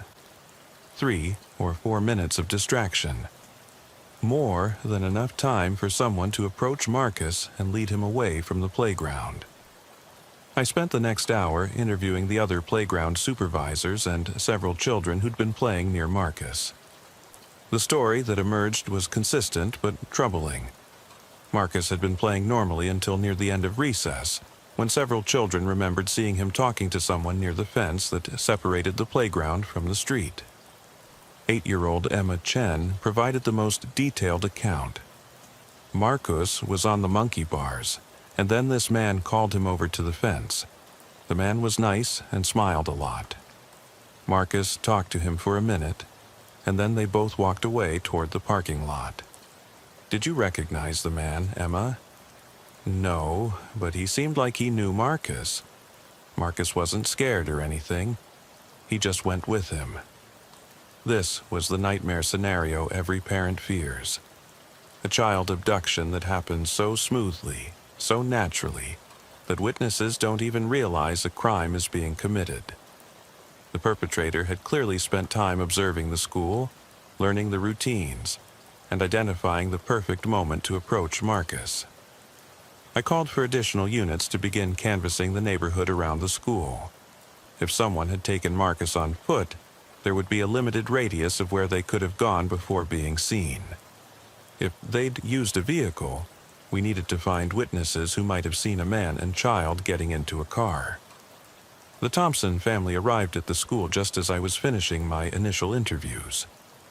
David Thompson was a tall, sturdy man with calloused hands and worry etched deep in his features. Sarah Thompson was petite and pale, with the kind of controlled composure that nurses develop in emergency situations, though I could see the panic barely contained beneath the surface. "Detective Walsh," David said, extending his hand. "Please tell me you're going to find our son."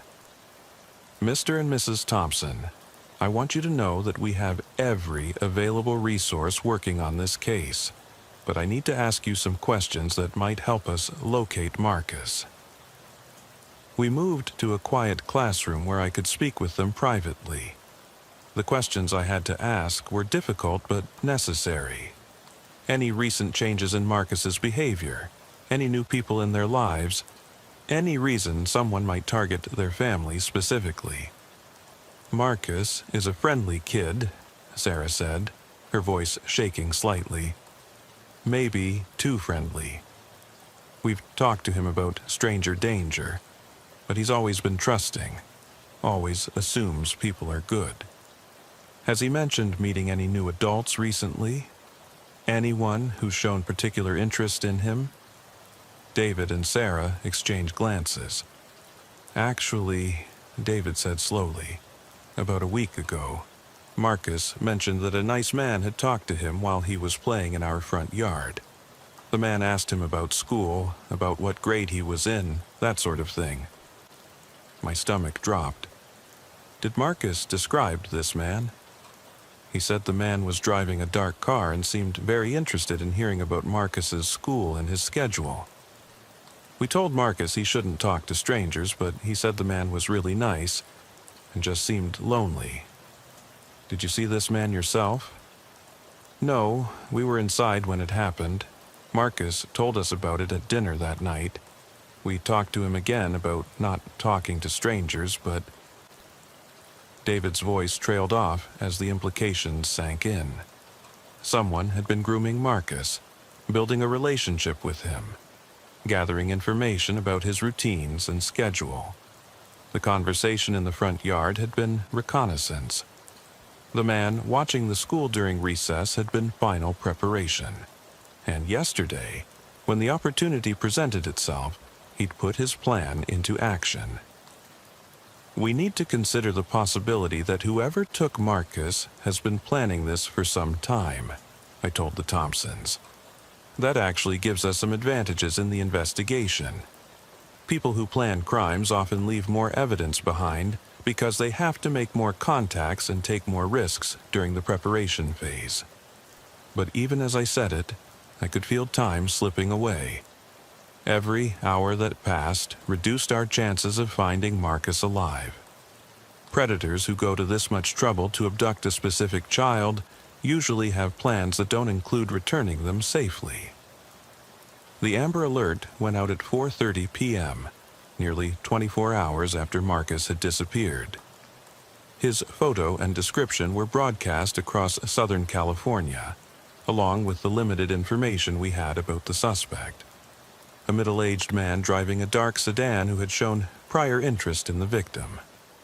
By evening, we had a small army of volunteers helping to search the neighborhoods around Willowbrook Elementary. But I knew we were probably looking in the wrong place. Someone who had planned Marcus's abduction this carefully wouldn't keep him anywhere near the crime scene. As I sat in my car outside the school that night, watching the search teams with their flashlights moving through the darkness, I couldn't shake the feeling that we were missing something important. The level of planning, the patience to spend weeks gathering information, the precision of the timing.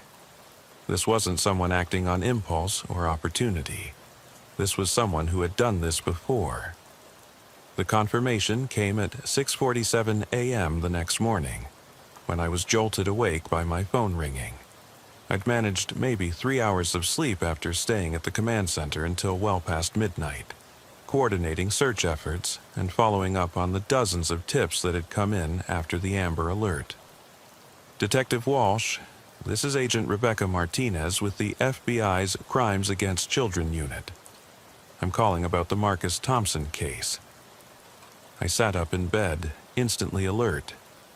FBI involvement usually meant one of two things. Either the case had crossed state lines, or they had information connecting it to other crimes. Agent Martinez, what can you tell me? We've been monitoring your case since the Amber Alert went out yesterday. The method of abduction, the level of pre-planning, the victim profile. It matches a pattern we've been tracking across multiple states for the past 18 months. My blood ran cold. How many cases? 7 confirmed abductions with similar characteristics. All boys between the ages of 7 and 9, all taken from locations where the perpetrator would have had opportunities for extended surveillance. 3 of the victims were recovered alive, 2 were found deceased, and 2 remain missing. I was already getting dressed as she spoke, my mind racing through the implications. Where were the survivors found? Abandoned in remote locations between 48 and 72 hours after their abductions. All 3 reported being held in what they described as a clean room, a sterile environment with no windows, artificial lighting, and minimal furnishing.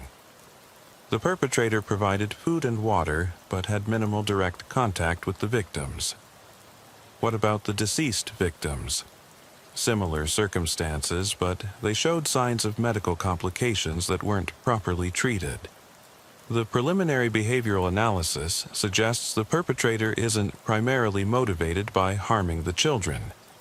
He seems to be studying them, observing their behavior under controlled conditions. The clinical nature of what Agent Martinez was describing made my stomach turn. We weren't dealing with a typical child predator driven by obvious motivations. This was someone conducting what amounted to psychological experiments on kidnapped children. I'm driving to the command center now, I told her. How soon can you be here? I'm already en route from Los Angeles. I'll be at your location within 2 hours with a complete case file and a behavioral analyst from our unit. I arrived at the Willowbrook Elementary Command Center to find it buzzing with activity despite the early hour. The Thompson family had spent the night there, unable to bear the thought of going home while their son was missing. David Thompson was on the phone with relatives, organizing additional search volunteers, while Sarah sat at a table covered with maps, marking off areas that had already been searched. Detective Mike Rodriguez, my partner for the past 4 years, met me at the entrance with a cup of coffee and a grim expression. Walsh, we've got some developments overnight. 3 more witnesses came forward after seeing the news coverage. What did they see? A woman named Carol Jensen was walking her dog on Maple Street, about 4 blocks from the school, at approximately 1:15 yesterday afternoon. She saw a dark blue sedan driving slowly through the neighborhood with what appeared to be a man and a small boy inside. She didn't think much of it at the time, but the description matches. 4 blocks from the school, 15 minutes after Marcus had disappeared. The timeline fit perfectly. What about the other witnesses? Gas station attendant at the Shell station on Valley Boulevard about 2 miles east of here.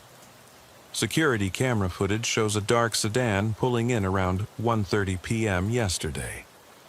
The driver got out to pump gas, but the angle doesn't give us a clear view of his face or the license plate.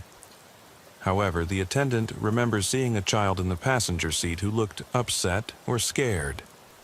Please tell me we have the footage. Already secured. Tech unit is enhancing it now to see if we can get a better image of the driver or the vehicle identification. And the third witness? Rodriguez's expression darkened. This one's more concerning. A teacher at Roosevelt Middle School, about 15 miles north of here, reported seeing a man and child at a rest stop on Highway 60 around 3 p.m. yesterday. She noticed them because the child seemed distressed and kept looking around like he was searching for help. 15 miles north. If the timeline was accurate, Marcus's abductor was heading away from the urban areas, toward the more remote parts of Riverside County where abandoned buildings and isolated locations would be easier to find. Agent Martinez arrived exactly 2 hours after our phone call, accompanied by Dr. James Chen, a behavioral analyst who looked like he hadn't slept in days. They set up in the school's conference room with crime scene photos and case files that painted a terrifying picture of systematic child abduction. The perpetrator we're tracking appears to be a white male, probably between 35 and 50 years old, with above-average intelligence and significant planning capabilities, Dr. Chen explained as he arranged photos on the conference table. He selects victims based on specific criteria. Boys in a narrow age range, from stable family backgrounds with no history of behavioral problems. "What's he looking for?" I asked, though I wasn't sure I wanted to hear the answer. "Based on the surviving victims' accounts and the crime scene evidence, we believe he's conducting some form of psychological research. The clean rooms where he holds the children are designed to eliminate outside stimuli and create a controlled environment for observation." Agent Martinez pulled out a map marked with colored pins. "Here's what we know about his geographic pattern. The abductions have occurred across California, Nevada, and Arizona, but always in smaller communities or suburban areas where he can conduct surveillance without being noticed. The locations where victims have been recovered are typically 50 to 70 miles from the abduction sites." I studied the map, trying to identify any pattern that might help us predict where Marcus was being held. "The survivors. What did they tell you about their captor?" "Minimal direct contact," Dr. Chen replied. "He provided food and water through a slot in the door, spoke to them only when necessary, and always wore a mask or stayed out of their direct line of sight. He seemed most interested in observing how they reacted to isolation, how they spent their time when left alone, how they responded to various stimuli he would introduce into the environment." "What kind of stimuli?" "Toys, books, art supplies.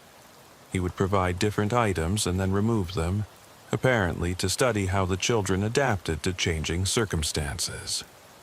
The clinical detachment of it was almost worse than more obvious forms of abuse. This person was treating kidnapped children like laboratory subjects, studying their psychological responses with the same objectivity a scientist might use to observe lab rats. Agent Martinez, I need to know about the 2 children who didn't survive. What happened to them?" "Both appeared to have died from medical complications that could have been easily treated under normal circumstances. One had what appeared to be an asthma attack that wasn't properly managed. The other showed signs of dehydration and what might have been a diabetic episode." "So, he's not deliberately killing them?" "The evidence suggests that he's not equipped to handle medical emergencies, and he may not have sufficient knowledge about childhood health issues to recognize when a child needs immediate medical attention." This information gave me a glimmer of hope regarding Marcus. According to his medical records, he was a healthy child with no known chronic conditions. If the perpetrator's pattern held true, Marcus might survive the 72-hour observation period that seemed to be this person's standard time frame. But we still had to find him, and we were already approaching the 36-hour mark since his disappearance. The enhanced security footage from the gas station came back just after noon, and while it didn't give us a clear view of the driver's face, It did provide enough detail to identify the vehicle as a 2018 to 2020 Honda Accord with partial plate information. The tech analyst was able to determine that the license plate started with 8G and ended with either 47 or 87. Within hours, we had a list of 43 possible vehicles matching that description registered in California, Nevada, and Arizona. Each one would need to be tracked down and the owner interviewed, but it was the most concrete lead we'd had since the investigation began. While other detectives worked on running down the vehicle registrations, I decided to visit the locations where previous victims had been recovered. If the perpetrator was following his established pattern, Marcus would be released somewhere in the next 24 to 36 hours. The first location was an abandoned warehouse complex about 60 miles east of where a victim named Timothy Rodriguez had been abducted 8 months earlier. Timothy, now 9 years old, had been recovered here after being missing for 68 hours. He'd been found by hikers, sitting beside a water bottle and a small bag of food at the entrance to one of the empty buildings. As I walked through the warehouse complex, I tried to imagine what Timothy had experienced. According to the FBI reports, he'd described being kept in a small windowless room with white walls and bright fluorescent lighting. He'd been given regular meals, clean water, and various toys and books, but had no direct contact with his captor except for a voice speaking to him through an intercom system. The man asked me questions, Timothy had told investigators. Like what my favorite color was and what games I liked to play and what made me scared. But I never saw him, just heard his voice.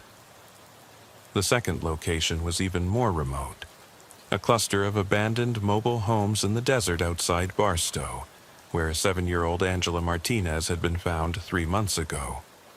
Like Timothy, she'd been left with supplies and found by passing motorists who'd stopped to investigate. Both recovery sites shared certain characteristics.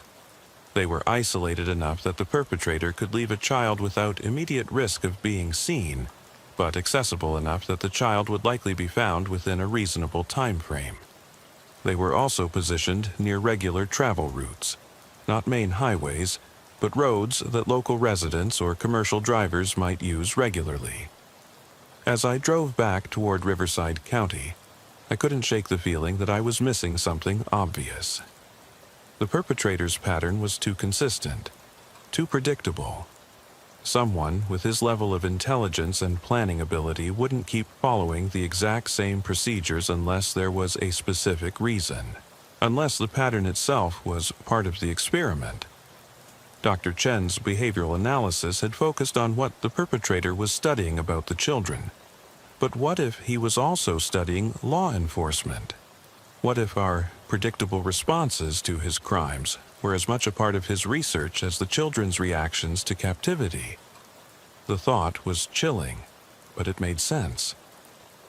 Each abduction, followed by a recovery at a predictable location, would teach him more about police procedures, response times, and investigation methods. He was learning about us while we thought we were learning about him. My phone rang as I pulled into the command center parking lot. Agent Martinez's name appeared on the caller ID. Walsh, we've got a break in the case. One of the Honda Accord registrations came back to a man named Dr. Richard Blackwood, age 42, with an address in Riverside County. He's a psychologist who was fired from UC Riverside 3 years ago for conducting unauthorized research involving human subjects. My pulse quickened. What kind of research? Studies on childhood stress responses and adaptation mechanisms. According to his former colleagues, he became obsessed with the idea that traditional research methods were too artificial to produce meaningful data about human behavior under genuine stress conditions.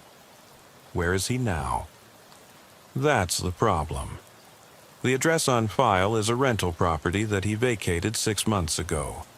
The landlord says he left no forwarding address and paid his final month's rent in cash. We're trying to track down current information, but so far he's been very careful about staying off the grid. Dr. Richard Blackwood. Finally, we had a name and a motive that made sense of the clinical precision with which these crimes had been carried out.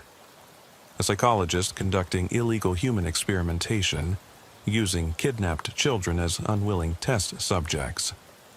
But knowing who we were looking for didn't tell us where Marcus was being held, and the 72-hour window was rapidly closing. Oh, the breakthrough came from an unexpected source. At 2:30 a.m. on Thursday morning, nearly 40 hours after Marcus's disappearance, I received a call from Detective Rodriguez that pulled me from the restless sleep I'd managed to catch at my desk. "Walsh, get back to the command center immediately. We've got something big." I found the conference room buzzing with activity despite the early hour. Agent Martinez was on the phone with what sounded like federal database analysts, while Dr. Chen sat at a computer terminal scrolling through what appeared to be real estate records. "What's the situation?" I asked Rodriguez as I poured myself coffee from the pot that had been brewing continuously for the past 2 days. Remember how we couldn't find any current address information for Dr. Richard Blackwood? Well, it turns out he's been very clever about hiding his tracks, but not quite clever enough. Agent Martinez had the idea to search for property purchases or leases under variations of his name and professional credentials. Dr. Chen looked up from his computer screen. "We found 3 properties that were acquired in the past 18 months using shell companies that can be traced back to Blackwood through his professional license numbers and tax identification. One is a storage facility rental in Riverside, one is a small industrial property in Hemet, and one is a residential lease in the desert near Beaumont." My pulse quickened.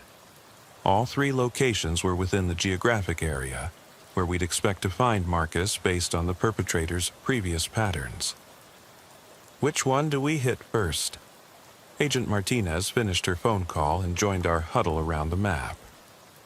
"Based on the previous crime scenes and Dr. Chen's behavioral analysis, we think the industrial property in Hemed is our best bet. It's a small manufacturing building that's been vacant for 2 years. Isolated enough for privacy, but with vehicle access and utilities still connected." "What about the other 2 properties?" "We'll have teams standing by at both locations, but the storage facility would be too exposed for the kind of extended observation period Blackwood seems to require. And the residential lease is a mobile home in a community where neighbors would notice unusual activity." I checked my watch. It was now 2:47 a.m., approaching the 40-hour mark since Marcus had disappeared. If Blackwood was following his established pattern, we had the approximately 32 hours before he would release Marcus at some remote location, assuming Marcus survived whatever experiments Blackwood was conducting. "How long to organize the tactical response?" "SWAT is already mobilizing," Agent Martinez replied. "We'll have teams ready to move on all 3 locations within 90 minutes. But Walsh, I need you to understand something. Based on what the surviving victims have told us, Blackwood becomes extremely agitated if his routine is disrupted. If he realizes law enforcement has found him, there's no predicting how he might react." The implication was clear. Our rescue attempt might trigger exactly the kind of panicked response that had resulted in the deaths of the 2 children who hadn't survived their captivity. As we prepared for the coordinated raids, I found myself thinking about the Thompson family. David and Sarah had been maintaining a vigil at the command center, sustained by nothing but coffee, determination, and the slim hope that their son would be found alive.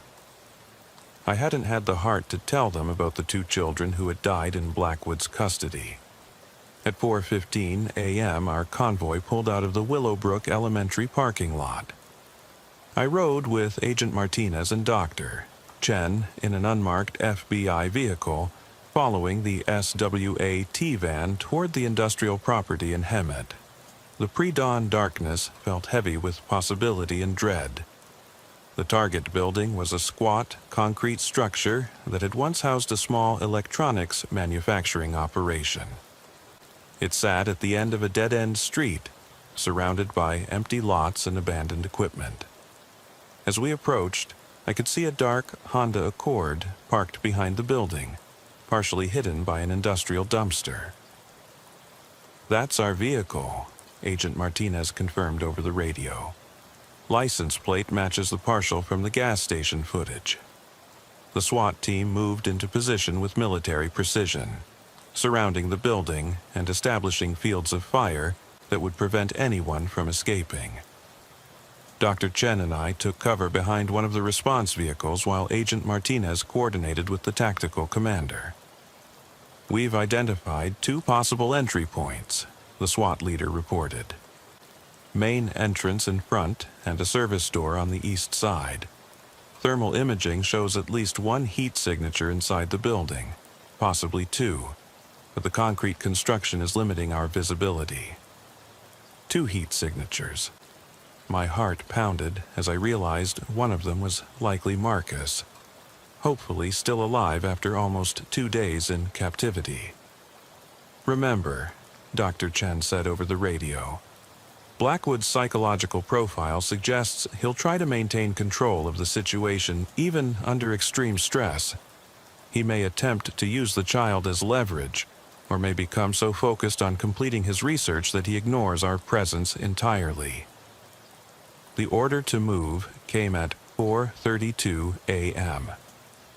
I watched through night vision binoculars as the SWAT team breached both entrances simultaneously, their movements swift and coordinated. Shouted commands echoed from inside the building. "Police, get down, show me your hands." The silence that followed seemed to last forever, though it was probably only seconds. Then Agent Martinez's radio crackled with the voice of the tactical commander. "Suspect in custody. We have 1 adult male, matches the description of Dr. Richard Blackwood. He was attempting to destroy documents when we entered. What about the child?" I called into the radio. A pause that made my stomach clench. Then, "We have a juvenile victim. Appears to be alive, but in need of immediate medical attention.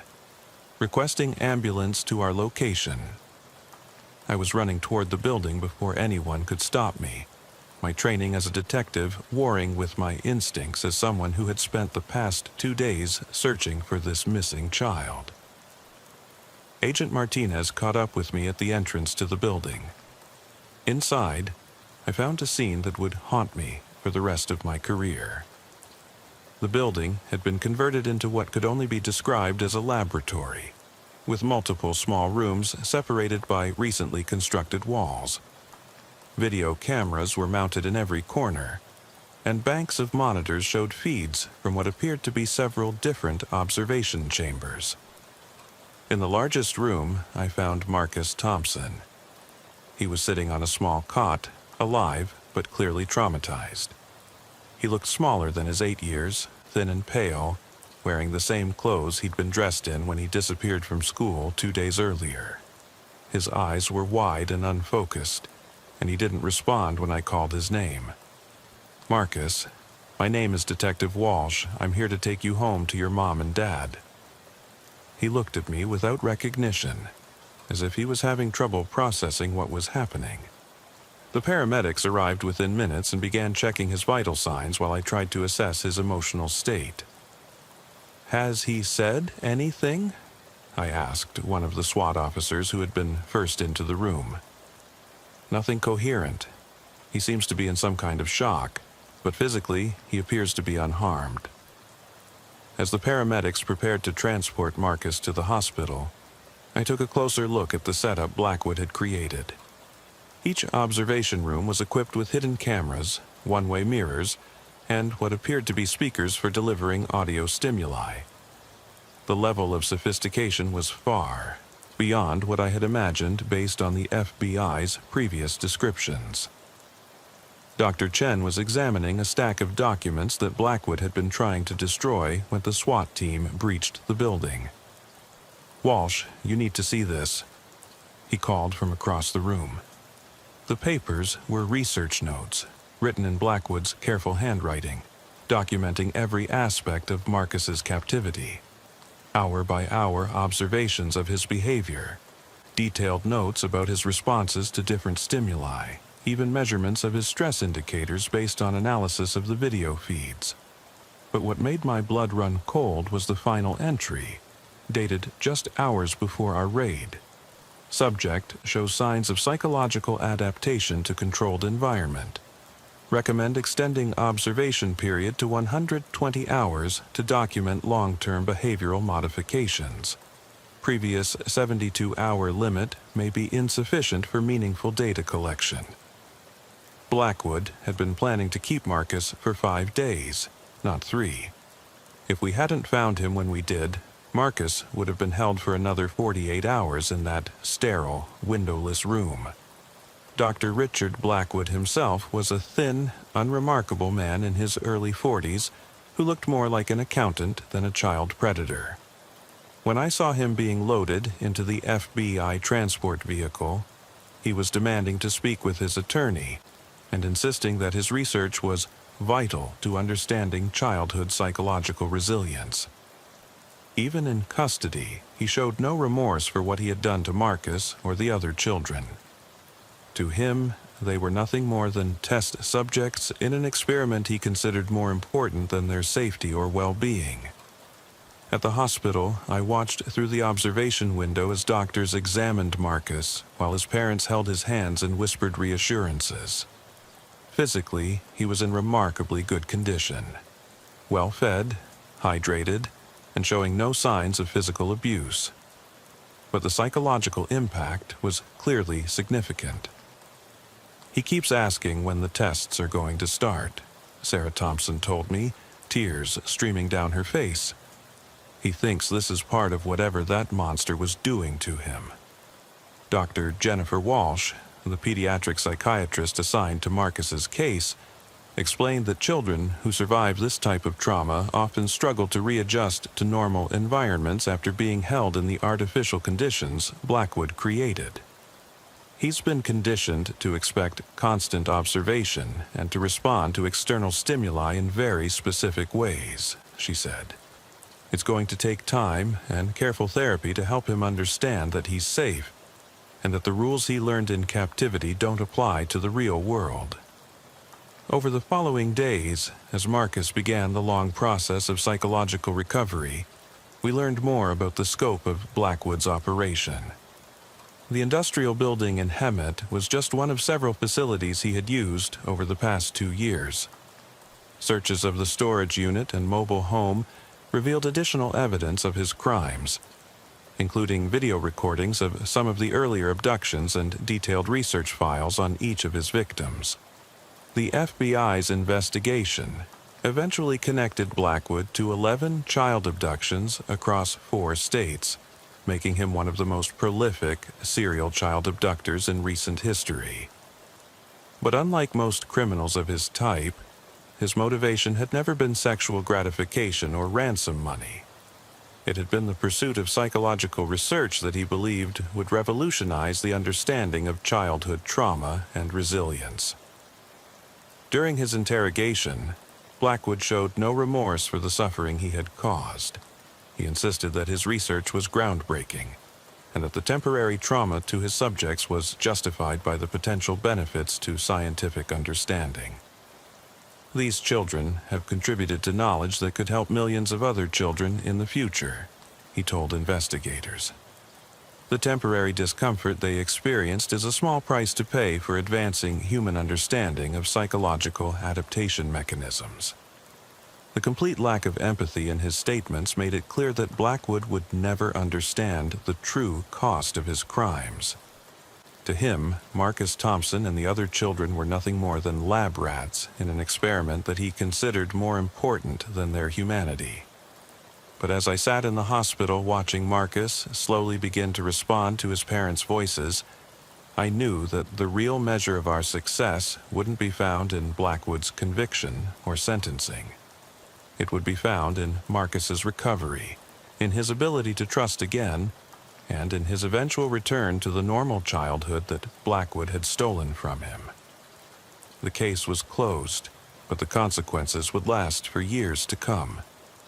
3 months after Marcus Thompson's rescue, I found myself sitting in my car outside Willowbrook Elementary, watching children play during recess, and thinking about how fundamentally the Blackwood case had changed my perspective on missing persons investigations.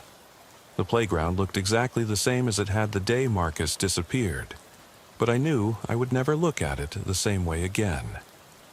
Marcus had returned to school just 2 weeks earlier, after extensive therapy and gradual reintegration sessions designed to help him readjust to normal social environments. According to his parents, he was making progress, but the changes in him were unmistakable. The trusting, outgoing child who had talked to a stranger in his front yard had been replaced by someone who was cautious, hypervigilant, and quick to withdraw when faced with unfamiliar situations. Dr. Jennifer Walsh had warned us that this would likely be a permanent change. Children who survive this type of systematic psychological manipulation often develop what we call adaptive hypervigilance, she explained during one of our follow-up meetings. It's a survival mechanism that helped him cope with captivity, but it can make normal childhood experiences feel threatening or overwhelming. The ripple effects extended far beyond Marcus himself. The other families affected by Blackwood's crimes were dealing with similar challenges as their children worked to recover from their ordeals. Some of the younger victims seemed to be adapting more quickly, but the older children, particularly those who had been held for the full 72-hour periods, were struggling with long-term psychological effects. 8-year-old Timothy Rodriguez, who had been abducted 8 months before Marcus, was still having nightmares about being watched through cameras. 7-year-old Angela Martinez had developed severe separation anxiety and refused to let her parents leave her sight for more than a few minutes. These weren't temporary reactions that would fade with time. They were fundamental changes in how these children experience the world. But perhaps the most disturbing revelation came during the extensive forensic analysis of Blackwood's research materials. Hidden among his files, investigators found detailed psychological profiles of law enforcement officers who had worked his previous cases, including response time analyses, behavioral predictions, and what appeared to be countermeasures designed to exploit weaknesses in standard missing persons protocols. Agent Martinez showed me some of these files during our final case review meeting. Walsh, you need to understand what we're really dealing with here. Blackwood wasn't just studying the children he abducted, he was studying us. Every investigation, every search pattern, every decision we made was being analyzed and incorporated into his planning for future crimes. The implications were chilling. Blackwood had essentially been conducting 2 parallel experiments, one on the psychological responses of kidnapped children, and another on the behavioral patterns of law enforcement agencies investigating child abductions. "Look at this," Agent Martinez said, pointing to a detailed timeline in Blackwood's handwriting. He documented the exact time it took us to identify him as a suspect in each case, how long it took to locate his facilities, even predictions about which investigative techniques would be most effective against his methods. I studied the documents with growing unease. Blackwood had been several steps ahead of us throughout the entire investigation, not just because of his intelligence and planning abilities, but because he had been systematically studying how we worked. Our own procedures and protocols had become part of his research data. Agent Martinez, are you telling me that Blackwood allowed us to catch him? That's exactly what I'm telling you. Look at the final entries in his research log. He was documenting what he called law enforcement adaptation patterns right up until the moment we breached his facility. He knew we were closing in, and he was using our investigation as the final phase of his research. The realization hit me like a physical blow. Our rescue of Marcus hadn't been the successful conclusion of a difficult investigation. It had been the planned endpoint of Blackwood's experiment. He had gathered all the data he needed about both his child subjects and law enforcement responses, and he had allowed himself to be captured because he considered his research complete. This meant that somewhere in his seized materials were detailed instructions for conducting similar experiments, along with comprehensive analysis of how to avoid the mistakes that had led to his capture. The FBI had classified most of these materials, but the knowledge existed, and it could potentially be replicated by someone with similar inclinations and resources. Dr. Chen confirmed my worst fears during our final consultation. Blackwood's research methodology was sophisticated enough to be published in academic journals if the subject matter weren't so horrific. He's created what amounts to a handbook for systematic child abduction and psychological manipulation, complete with countermeasures against law enforcement intervention. The sentencing hearing took place 6 months after Marcus's rescue. Blackwood received 11 consecutive life sentences without the possibility of parole, one for each confirmed victim. But as I sat in the courtroom listening to impact statements from the families he had destroyed, I couldn't shake the feeling that justice was incomplete. Marcus's father, David Thompson, delivered a statement that captured what many of us were feeling. Dr. Blackwood stole more than just our children's sense of safety. He stole their innocence, their ability to trust, their natural curiosity about the world. These are losses that can never be fully repaired, no matter how many years he spends in prison. Sarah Thompson was even more direct in her condemnation.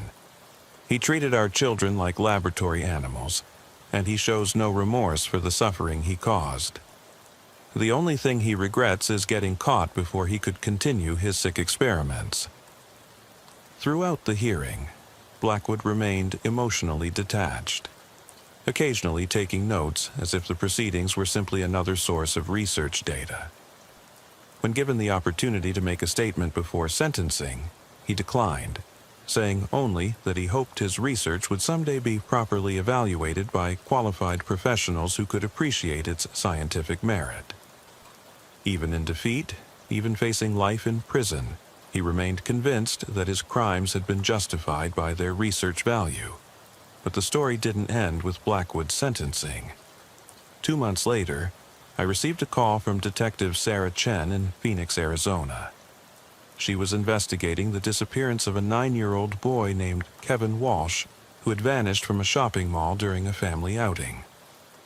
Detective Walsh, I know this might sound strange, but the circumstances of Kevin's disappearance are remarkably similar to the pattern you documented in the Blackwood case.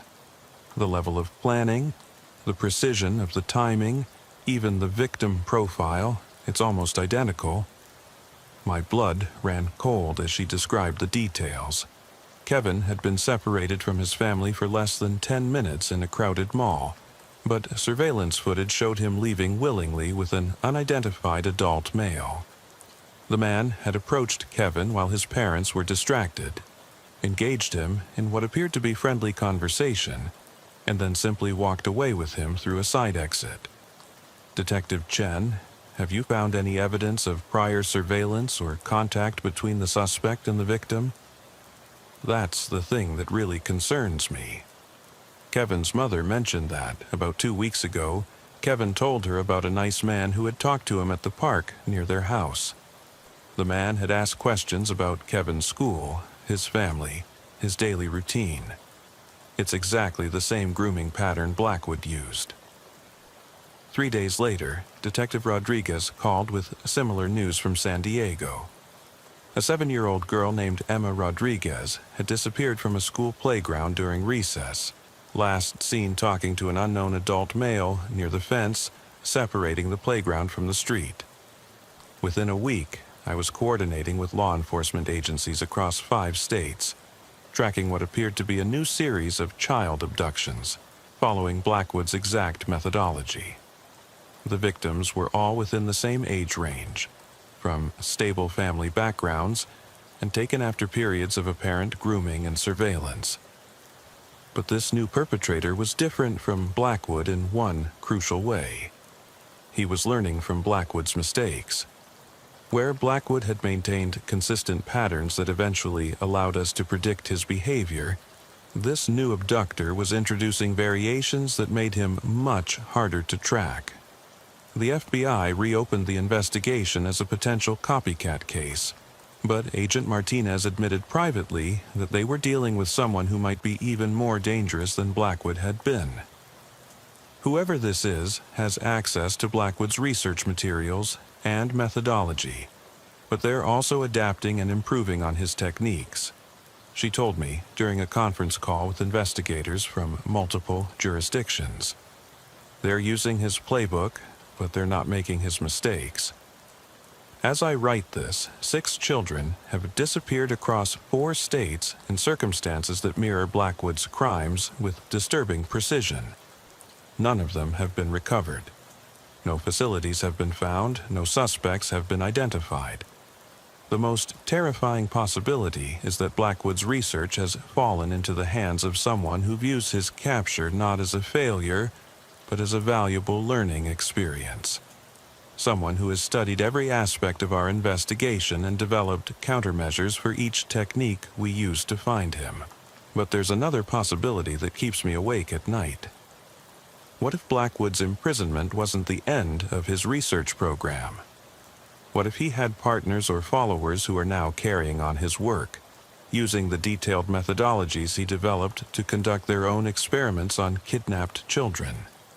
I think about Marcus Thompson often, watching him struggle to rebuild his sense of safety and trust in a world that betrayed him so completely. I think about the other survivors, each dealing with their own lasting trauma from their encounters with a man who saw them as nothing more than test subjects.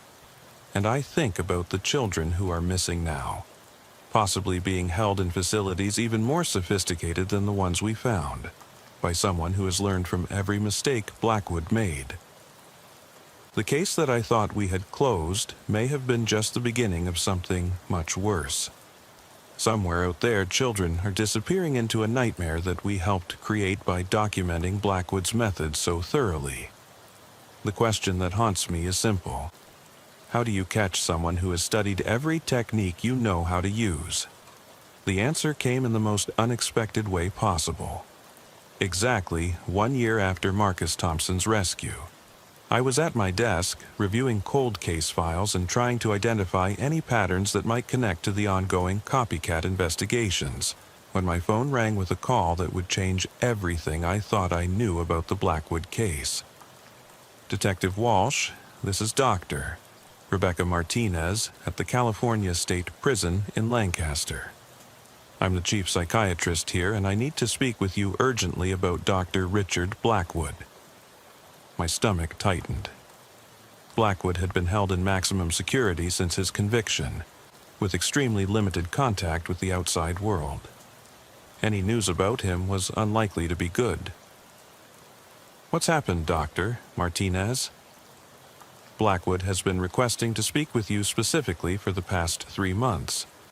We've been denying these requests per standard protocol. But yesterday he provided information that suggests he may have crucial details about the recent child disappearances that have been attributed to a copycat perpetrator. I felt a chill run down my spine. What kind of information? He claims to know the identity of the person who's been conducting the new abductions. He says he's been in communication with this individual and has been providing guidance on improving his methodology. The words hit me like a physical blow. Despite being in maximum security prison, Blackwood had somehow been continuing his research through a proxy. The new abductions weren't copycat crimes. They were a continuation of his original experiment, orchestrated from behind bars. Dr. Martinez, how is that possible? Blackwood's communications are supposed to be completely monitored. That's what we need to discuss. Can you be here this afternoon? I think you need to hear what Blackwood has to say directly. 3 hours later, I was sitting in a sterile interview room at California State Prison, waiting for my first face-to-face encounter with Dr. Richard Blackwood since his arrest. When the guards brought him in, I was struck by how little he had changed. He looked exactly the same as he had during his trial, thin, unremarkable, with the same cold intelligence in his eyes that had made him so dangerous. "Detective Walsh," he said as he settled into the chair across from me, his hands cuffed to a chain around his waist. "Thank you for coming. I assume Dr. Martinez has briefed you on why I requested this meeting. She said you have information about the recent child disappearances. Start talking." Blackwood smiled, an expression that held no warmth or humanity. "Before I share what I know, I want you to understand something important. My research was never intended to end with my incarceration. In fact, my imprisonment has provided me with a unique opportunity to study law enforcement behavior from an entirely new perspective. Get to the point, Blackwood. The person you're looking for is someone I've been mentoring through our legal correspondence. His name is Dr. Michael Chen, and he was a graduate student in my program at UC Riverside before my termination. He's been carrying on my work, but with significant improvements to the methodology. Dr. Michael Chen. I made note of the name while trying to process the implications of what Blackwood was telling me. He had been conducting his research from prison, using a former student as his proxy in the field. How have you been communicating with Dr. Chen? Through perfectly legal channels, Detective Walsh. Academic correspondence between a professor and his former student, discussing theoretical research methodologies. Every letter has been reviewed by prison authorities and found to contain nothing that violates regulations." The casual way he described, orchestrating child abductions as academic correspondence, made my skin crawl. But I needed more information if we were going to stop Dr. Chen before he took more children. Where is Dr. Chen conducting these experiments? Ah, Detective Walsh, that's where this becomes interesting. Dr. Chen has learned from my mistakes. Instead of using fixed locations that could be discovered through investigation, he's developed a mobile methodology.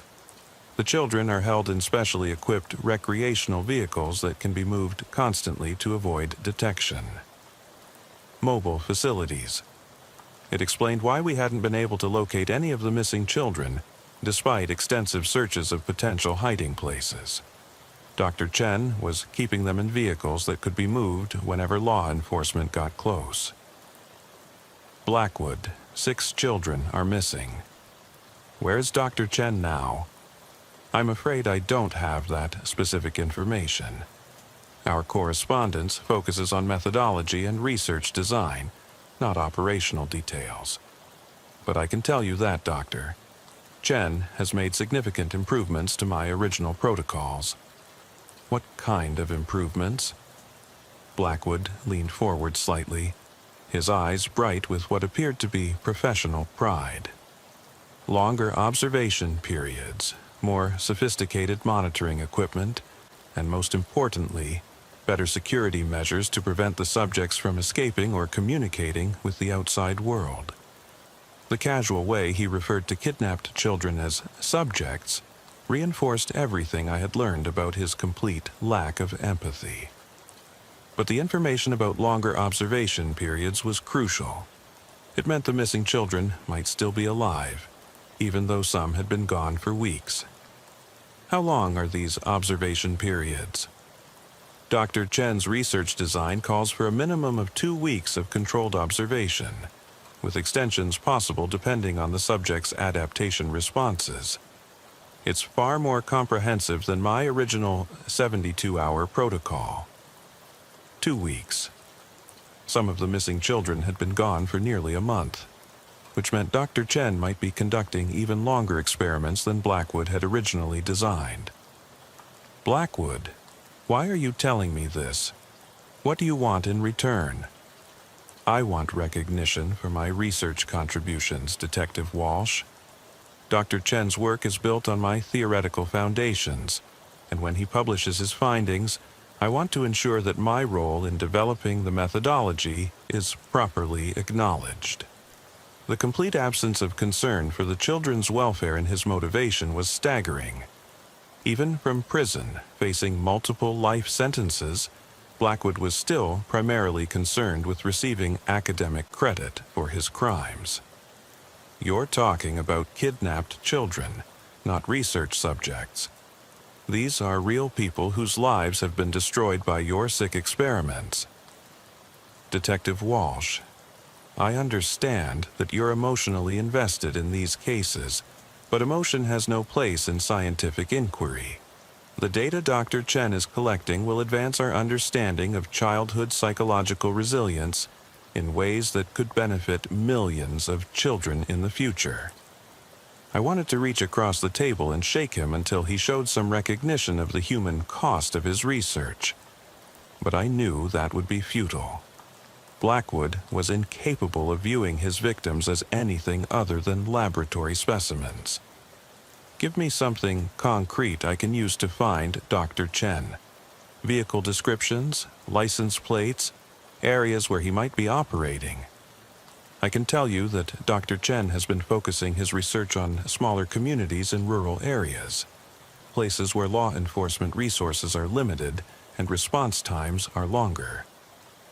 He's also shown preference for targeting children from families with limited financial resources, as they tend to generate less media attention when they disappear.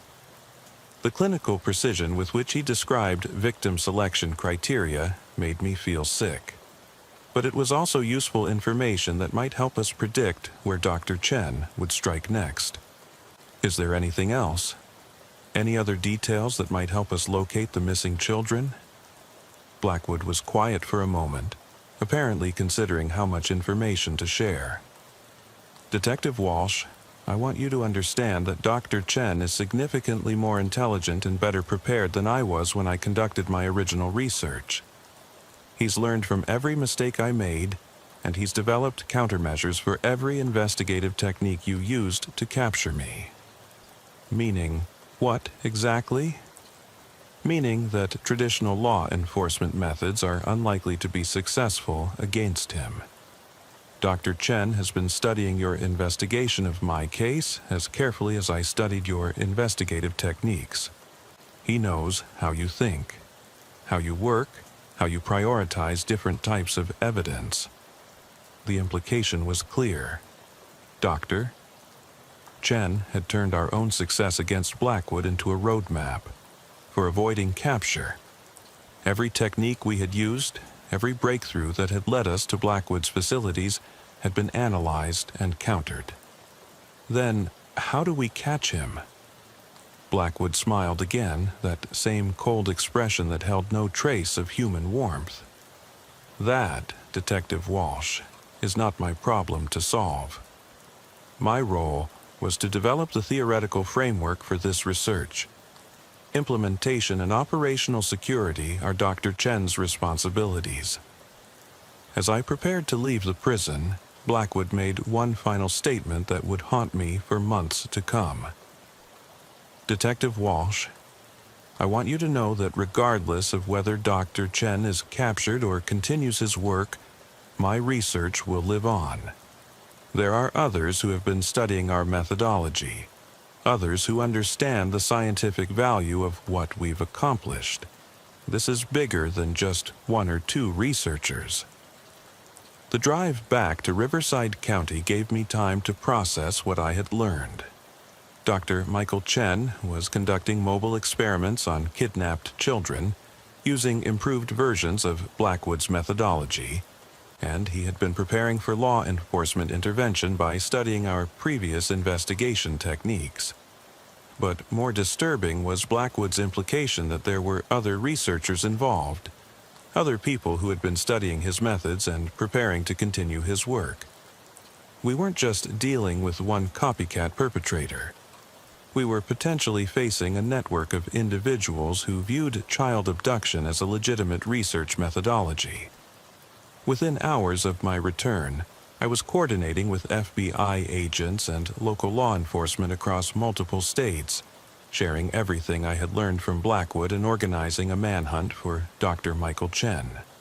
But as we began the search, I couldn't shake the feeling that we were already too late. The Chen had anticipated this development and taken countermeasures to stay ahead of us. Somewhere out there, 6 children were being held in mobile laboratories by someone who had spent years preparing for exactly this kind of investigation. And somewhere else, other researchers were studying our methods and preparing to take over if Dr. Chen was captured. The question was no longer how to catch someone who had studied our techniques. The question was how to stop a network of predators who had turned child abduction into an academic discipline, complete with research protocols, peer review, and methodological improvements. I switched off the cruiser's engine but left the radio crackling on guard. My breath came in clouds that drifted into the hollow silence of the forest edge, where the trees rose like silent sentinels against the moonlit sky. I hauled my flashlight from the console and checked its beam before stepping onto the mud-slick gravel shoulder of Highway 22. The call had been a 911 hang-up. No voice at all, just a click and then dead silence. Caller ID traced to a cell phone registered to my father's old number, one I'd kept on file since he'd passed 2 years ago. I didn't believe in ghosts, but in that instant I felt every shadow around me grow teeth. I trudged along the logging road that branched off eastward. Tires long since gone, leaving only ruts and pools of standing water that reflected the stars in jagged shards. Each step echoed against my boots like a verdict. There was something out here, something wrong, and I was the only one foolish enough to chase it. My left hand hovered over my service revolver, the cold steel a familiar comfort beneath my leather coat. The rest of me ached, from the long shift behind the wheel, from last night's restless dreams. But adrenaline kept my muscles coiled, ready. After 100 yards, I found the sedan. It sat half-submerged in a ditch carved along the road's edge, door handles glinting under my beam. The rear bumper bore streaks of mud, as if someone had tried to drag it backward before giving up. I knelt at the rear window and pressed my palm against the cold glass. Frost had begun to form around the edges, though the engine had only been cold for minutes. Inside, the front seats were empty, but a woolen cap lay on the passenger floorboard, its knitted pattern frayed. I snapped a photo with my phone, then paused at the radio. "Dispatch, it's Mitchell. I need K9 and backup at mile marker 41. There's an unoccupied vehicle with a warm cap inside." Static crackled, then the dispatcher. "Copy that, Unit 14. ETA 5 minutes. The stupidity of waiting made me grit my teeth, but procedure was procedure. I circled the car, shining my light into the darkness beyond the tree line, where the forest pressed in so close I could almost hear it breathing. The beam caught something faint, footprints, clear as day, leading away from the driver's door and into the underbrush. I stood and followed them. Each footfall crushed fallen needles until I reached a small clearing. Here, the tracks vanished. No broken twigs, no scuffed earth, just an impossible absence, like someone had stepped out of the world itself. My stomach twisted. I fumbled for the radio again. "Dispatch, footprints lead into the timber, but..." My words cut off as a low rumble echoed through the trees. Heart thudding, I shone the light uphill. There, half buried beneath a fallen log, lay a man's ankle, sock slashed and dirty. I knelt, swept leaves aside, revealing more: the torn edge of a jacket collar, a sleeve stained dark. I pressed my gloved fingers against the fabric. It was damp with something that didn't belong to the morning dew. I swallowed hard, stepping back so quickly I stumbled over a root. "Hello?" I called.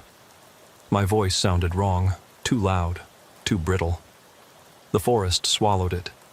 My breath came ragged. I clicked the radio mic. "Dispatch, I found evidence of a body, possible assault. Request immediate medical and homicide." Before I could finish, my phone vibrated in my pocket. I ignored it, but it buzzed again, insistent. Finally, I pulled it out. Caller ID. "Mom." I stared at the name, blood draining from my face. My mother died. But I'd told dispatch my father's number, not hers. Something buried deeper in my memory, names, dates, wrenched itself free in that moment. I hit answer. "Mitchell?" My sister's voice, shaky. Did you get my text? It's Dad. He never came home."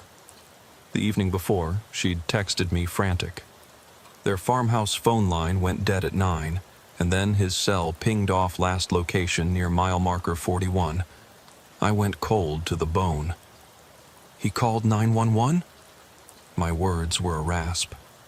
"Only, you answered the car," she breathed. "I found his cap on the porch. It's the same kind you and Dad wore when you were tracking elk." I shut my eyes, hands trembling around the phone. "Stay inside," I managed. "Lock the door.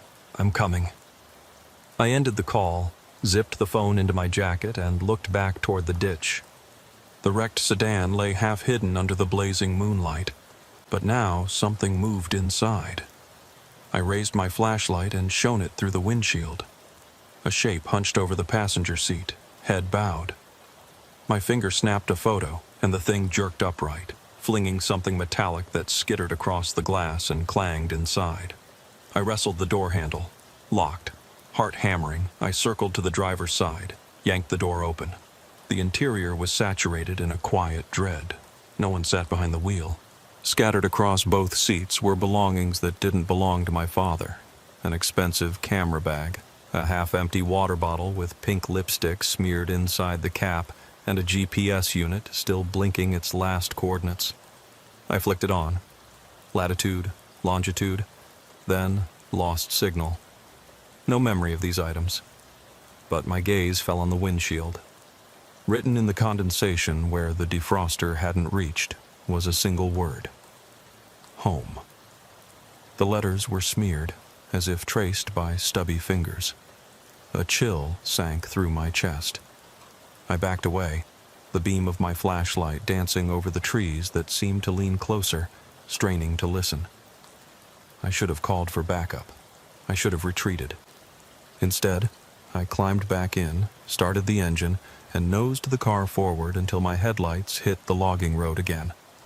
There, half a mile deep, the headlights caught two figures standing side by side, a man and a woman, silhouettes motionless, staring back at me.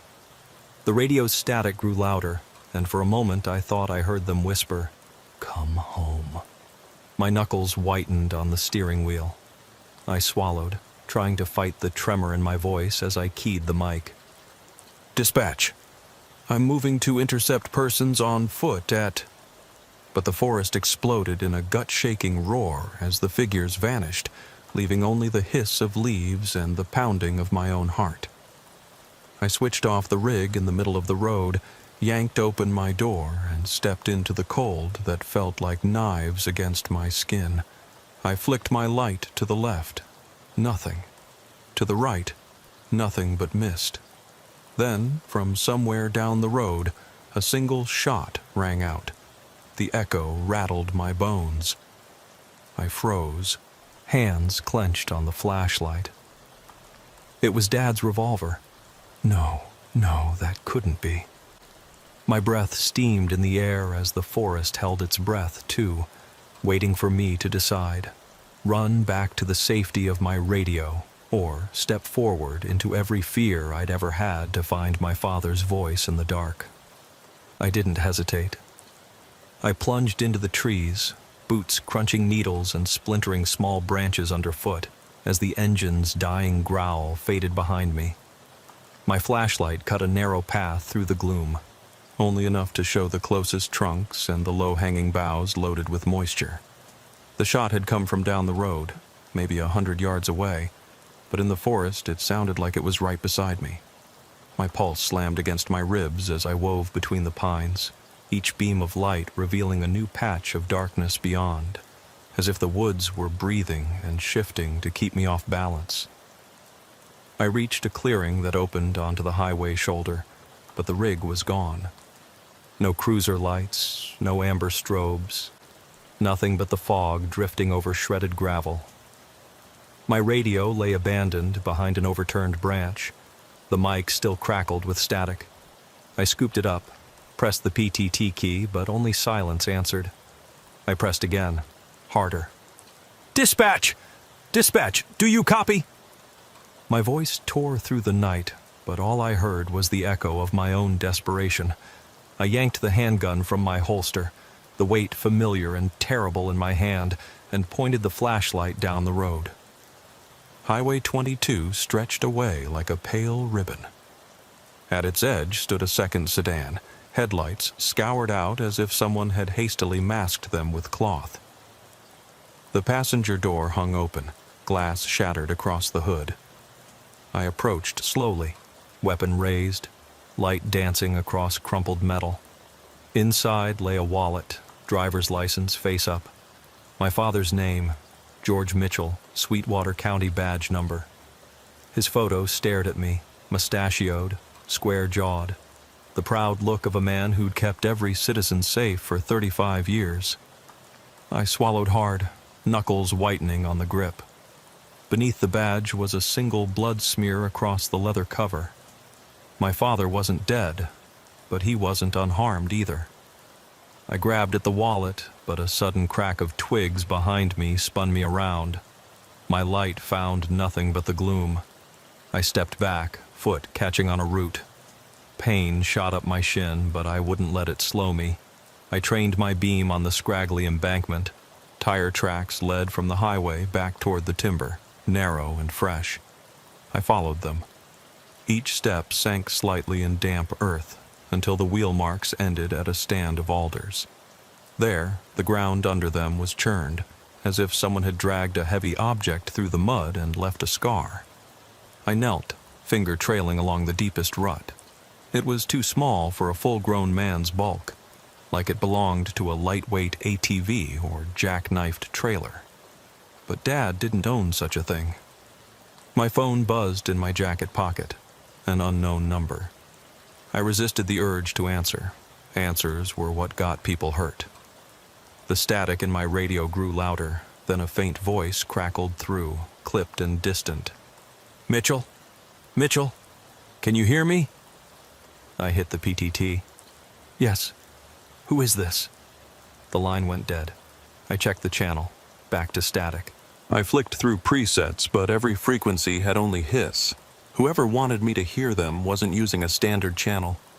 I heard movement to my left, a soft rustle of leaves. I dialed back the flashlight, narrowing its cone to a tight beam that I swung over the brush. Shape. A hunched figure, clad in an oilskin jacket, stepping from behind a tree. The beam caught their face. My father's, gray-stubbled and haunted, eyes wide with something between relief and warning. I exhaled, the tension briefly easing, until he raised a shaking hand. A revolver glinted in the moonlight. "Don't move," he rasped. His voice was raw, unfamiliar. "Get down!" I knelt to show I meant no harm. "Dad, what the hell happened?" My heart pounded like a war drum, but my voice stayed calm, professional. He looked down, shame flickering across his features. "They had me," he said, voice low. "After you left, I tried to follow you, but they..." He swallowed, eyes darting to the tree line. "They caught me, took me deeper." I reached out, but he recoiled, finger twitching on the trigger. "They're watching us," he hissed. "They know we're here." Then his gaze sharpened. "You shouldn't have come." I pressed my lips together. "I had to find you." I stood slowly, keeping my hands visible. "Who took you, Dad? What do they want?" He shook his head, stepping back until my flashlight beam illuminated the ground at his feet. Another carving in the wet soil. 2 letters, GM, our shared initials. Fresh and bleeding earth over the scratches. My head spun. "They're marking us," I breathed. He yanked my sleeve. "Listen to me. If they see your badge, your uniform, they'll kill us both. You have to leave." His hand shook so violently the revolver barrel danced. "Go.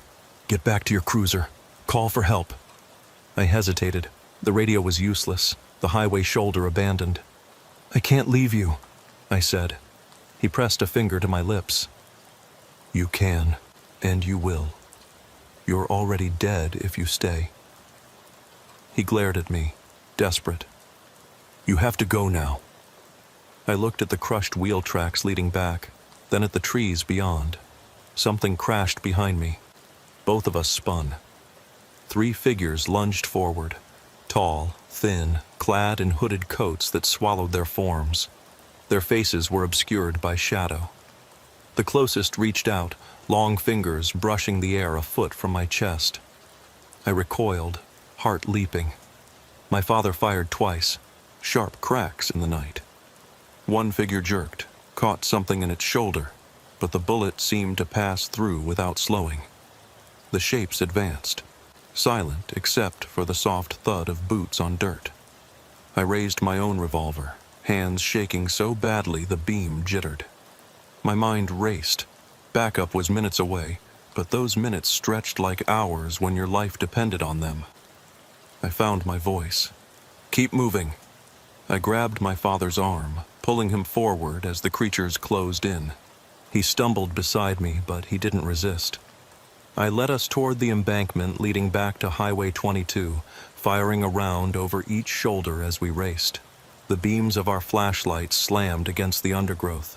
One snagged on a low limb, wincing as I lunged to clear it. Behind us, the figures veered left, melting into the trees at the edge of our light. My father didn't slow until we burst back onto the highway's cracked shoulder. We skidded to a halt. The blacktop was slick with dew, reflecting the moon like a pool of mercury. The sedan was gone, but an unmarked truck idled on the far shoulder, lights off. K9 had arrived without sirens. Uniformed officers piled out, weapons drawn. I barked orders as Dad sank to his knees, sliding the revolver aside. One officer shone a spotlight on us, bleaching the night into raw white. They cuffed my father gently, murmuring that we would sort out what happened. I shook my head, spirit hollow. I wanted to argue, to swear I could handle this, but my voice cracked. One sergeant jogged over. "You okay, Mitchell?" He glanced at Dad's wallet in my hand. "We got your call. Found the other vehicle. Looks like someone staged it. We're pulling medics." I cut him off. "Someone staged it?" I stared at my father's blood-spattered hands, at the damp earth on our boots. The forest loomed behind us, silent once more. "It's not staged. It's real." Something inside me broke, and my knees buckled. I sank onto the asphalt, head in hands. The sirens were silent. The fog drifted free across the road. My father sat beside me, battered but alive, still staring at the distant tree line where the shapes had vanished. No one spoke. Not one radio transmitted across the night. No one knew how to explain the impossible. The ambulance doors shut with a dull thud behind me, sealing the forest's hush out, and the world shrank to fluorescent lights, antiseptic smells, and the muted beeping of monitors. I sat on the gurney beside Dad, his head lolled against the pillow, eyes closed as the medic probed his bruises, his jacket stained with dark flecks I couldn't quite name. My uniform felt heavy, soaked with mud and something fouler that I didn't dare inspect. The EMT glanced at me, brow furrowed. "Officer Mitchell, you okay to ride back, or do you want to wait at the station?" I pressed my lips together, then nodded. "I'm fine." Lying would have been easier. Admitting I wasn't fine would have meant facing the nightmares. They strapped me in, and we set off, sirens silent now. headlights cutting through the mist like twin swords. Inside the ambulance, the air felt thin, each breath an effort.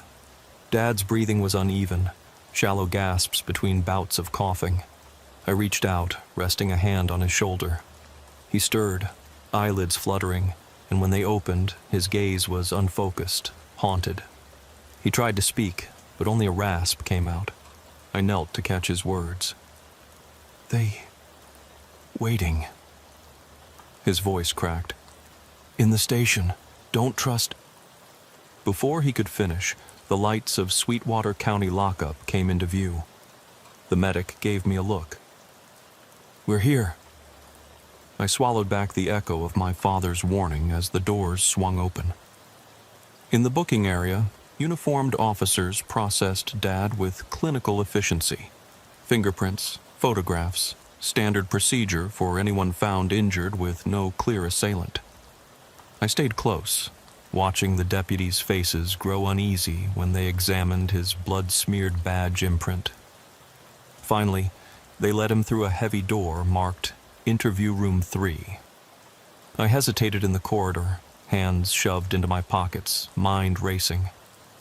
Part of me wanted to follow. Part screamed at me to run back into those woods and never come out.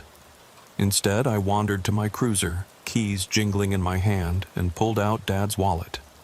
Inside, I found his driver's license, a faded photo of Mom, and tucked behind it, a single slip of paper I hadn't seen before. No address, no number, just one word in block letters. Belong. My fingers itched to tear it apart, but I folded it carefully and pocketed it.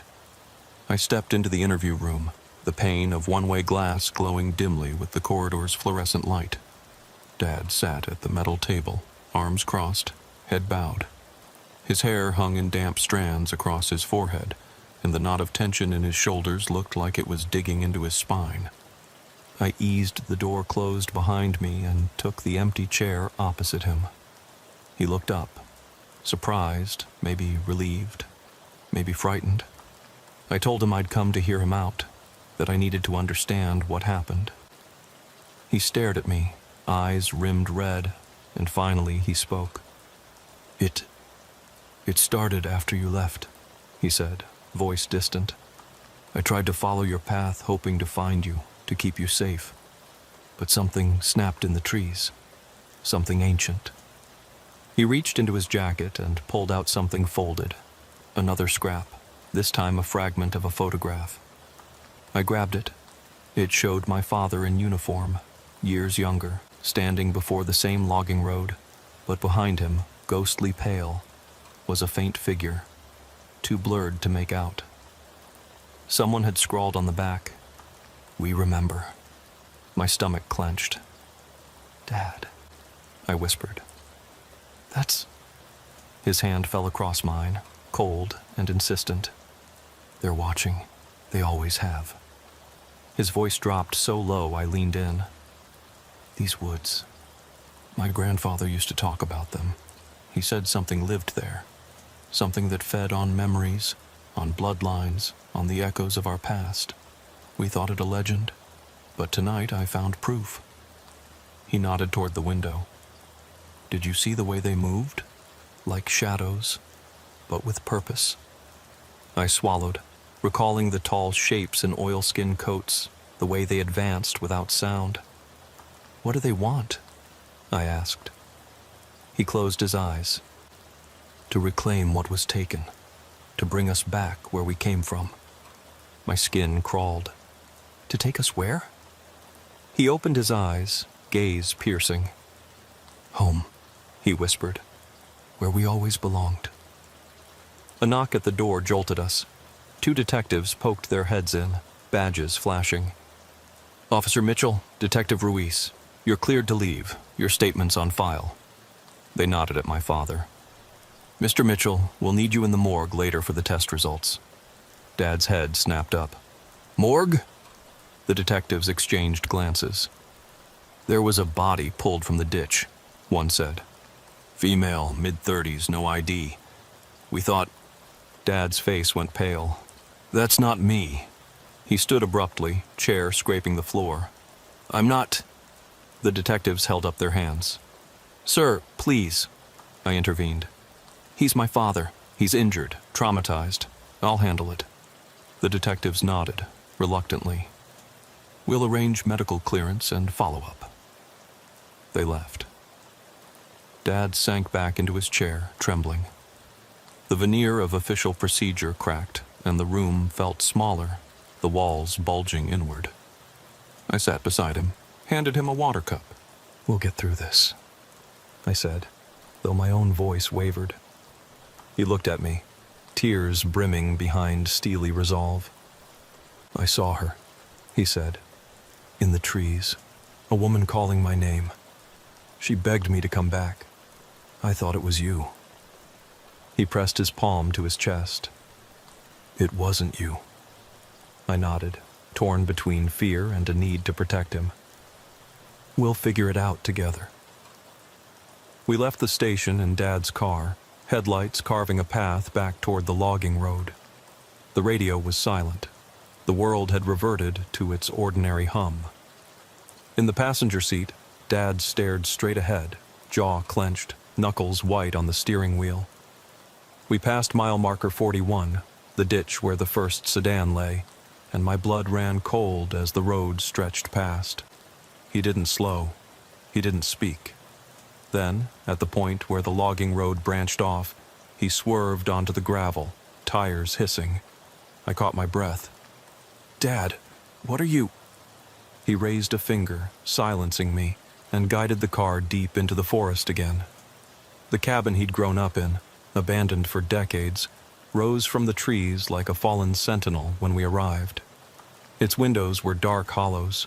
The porch sagged under rotted boards. He killed the lights and the engine, and we sat in silence, engine ticking.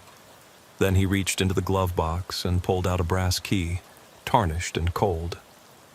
"This belonged to your great-grandfather," he said softly. "He locked the door for a reason." He handed me the key, and in the moonlight I saw a faint inscription: "Enter at your own risk." My pulse stuttered. We climbed out, boots crunching. The door creaked open, and the air inside smelled of mildew and old paper. Dad held his flashlight steady. "Come on," he said, voice hollow. We stepped across the threshold together, father and son, into the darkness that had been waiting. We crossed the threshold, and the door groaned shut behind us, its latch engaging with an echo that swallowed our footsteps. The cabin's gloom was absolute. Only the narrow beam of my flashlight cut a swath through the darkness, illuminating peeling floral wallpaper turned gray with age and damp, a threadbare curtain hanging limp at a single window. The air was stale, tinged with something metallic. Old blood, I thought, and the sour tang of mold. My father stood rigid beside me, face pale in the film of my light, eyes darting as if he expected the walls themselves to breathe. I swallowed past the lump in my throat. "Dad," I rasped, voice too loud, too brittle. He didn't answer. Slowly, he stepped forward, toward a low mantel over a decrepit stone hearth. On it lay a collection of objects: tarnished brass candlesticks, no candles, an iron keyring heavy with keys of every shape, and a thick leather-bound book cracked along the spine. I crouched to inspect the book. Its cover bore no title, but the edges of its pages were scorched. My fingers trembled as I flipped it open. The first page held a faded photograph, a stern-faced man in early 1900s uniform, standing before this very cabin, an infant cradled at his side. Scribbled beneath it in spidery handwriting, "We begin again." A creak to my left snapped my head up. My father had moved toward the back wall where a trap door lay concealed beneath a tatty rug. He knelt, sliding the rug aside. The trap door's iron handle was tarnished but intact. He looked back at me, jaw clenched. "They're down there," he said without emotion. I felt bile surge in my stomach. They being those shadow figures who had marked our initials in the mud, who now hunted us across decades. I should have argued, should have insisted on backup, but I didn't, because I believed him. He yanked the handle. The door lifted with a screech like a dying thing. Below, a ladder's rungs disappeared into darkness. A cool draft rose up, carrying with it a whisper I couldn't place, a voice calling a name I half recognized. I stepped closer. "Dad, wait." But he was already descending. I followed. The air grew colder, thicker, until the beam of my light trembled in my grip as it tried to penetrate the black. The ladder ended at a dirt floor, an underground chamber roughly hewn, walls lined with wooden shelves that sagged beneath dusty bottles, jars, boxes. A single bare bulb dangled from the ceiling, but it was unlit, its filament broken. We stood side by side in that subterranean shrine. My father's face was drawn, ashen. He moved toward a shelf where dozens of metal rings lay in neat rows. Each ring was engraved with initials: ML, SM, JR, dozens more. Names I didn't know. Dust-coated fragments of what looked like newspaper clippings lay beneath them. I knelt and cleared dust from one clipping. "Fisherman disappears near mile marker 41, the headline read. Another: young woman missing after solo hike in Sweetwater Woods. Beneath each was a ring bearing her initials, scratched deep. My father slid a ring from the rack and held it out. Its letters, GM, glinted in the weak halo of flashlight. His hand shook so violently I stepped forward to take it. The instant my skin touched the cold metal, a jolt shot up my arm like his memories crashing into mine. He whispered, "They're collectors." My heart thundered. "Collecting what?" I asked. "Us," he said. "Our grief, our fear, our last moments." He dropped the ring. It landed with a hollow clink against the floor. I looked up, his face contorted in pain. "They feed on it, Sarah. They keep us trapped until they have enough." He clenched his fists. "Enough for what?" I stammered. He shook his head. "I don't know." Footsteps above us, soft, deliberate, made us both freeze. A voice, high and laced with cruelty, floated down. "They returned." My flashlight swung upward. At the trapdoor, two figures leaned through the opening, their faces now visible, pale as ash, eyes sunken but glittering, the same oilskin coats, the same narrow frame. But those faces, I recognized the features blurred in the old photograph on the mantel. One was the soldier in uniform, the other, a baby with hollow eyes. Both wore our family bloodline like a curse. My father stood, placing himself between me and the ladder. "Go," he hissed. "Find help." My chest tightened. "I'm not leaving you." He stepped forward, raising his hand toward the figures. "You must. You're the only one who can." Then he turned and sprinted deeper into the chamber, his form swallowed by shadow. I ran after him, breath ragged. The walls closed in as he disappeared around a curve. My light revealed more shelves, hundreds of rings, dusty tomes, shards of photographs, all remnants of vanished lives. The second figure appeared in the beam behind me, stepping lightly down the ladder. My skin crawled as I realized I was alone down here, far from the safety of my cruiser or my training. I forced the beam upward as the creature descended behind me. Its mouth opened in a mimicry of a grin. I backed away, heart pounding, and collided with a shelf, sending rings clattering across the dirt floor. The hollow echoes sounded like distant screams. I scrambled to my feet, scanning for my father, but only saw another corridor, yawning black. Summoning every ounce of courage, I plunged forward, the beam quivering in my grasp. I followed the tunnel until it curved and descended further, the weight of earth above pressing in. The air grew brackish, and I tasted something acrid, old rot, old tears. At a fork, I chose right, guided by a faint glimmer, light spilling from an arched opening. I burst through and found myself in a larger chamber, walls lined with portraits in tarnished frames. Each portrait depicted a member of my family, generations back, some in sepia, some in oil paint. Every face wore the same haunted expression, eyes wide with guilt and sorrow. At the center of the room stood an ornate oak chair, and seated in it was my father. His uniform was tattered, sleeves torn, one cheek bruised. He sat with his head bowed, hands resting on his knees.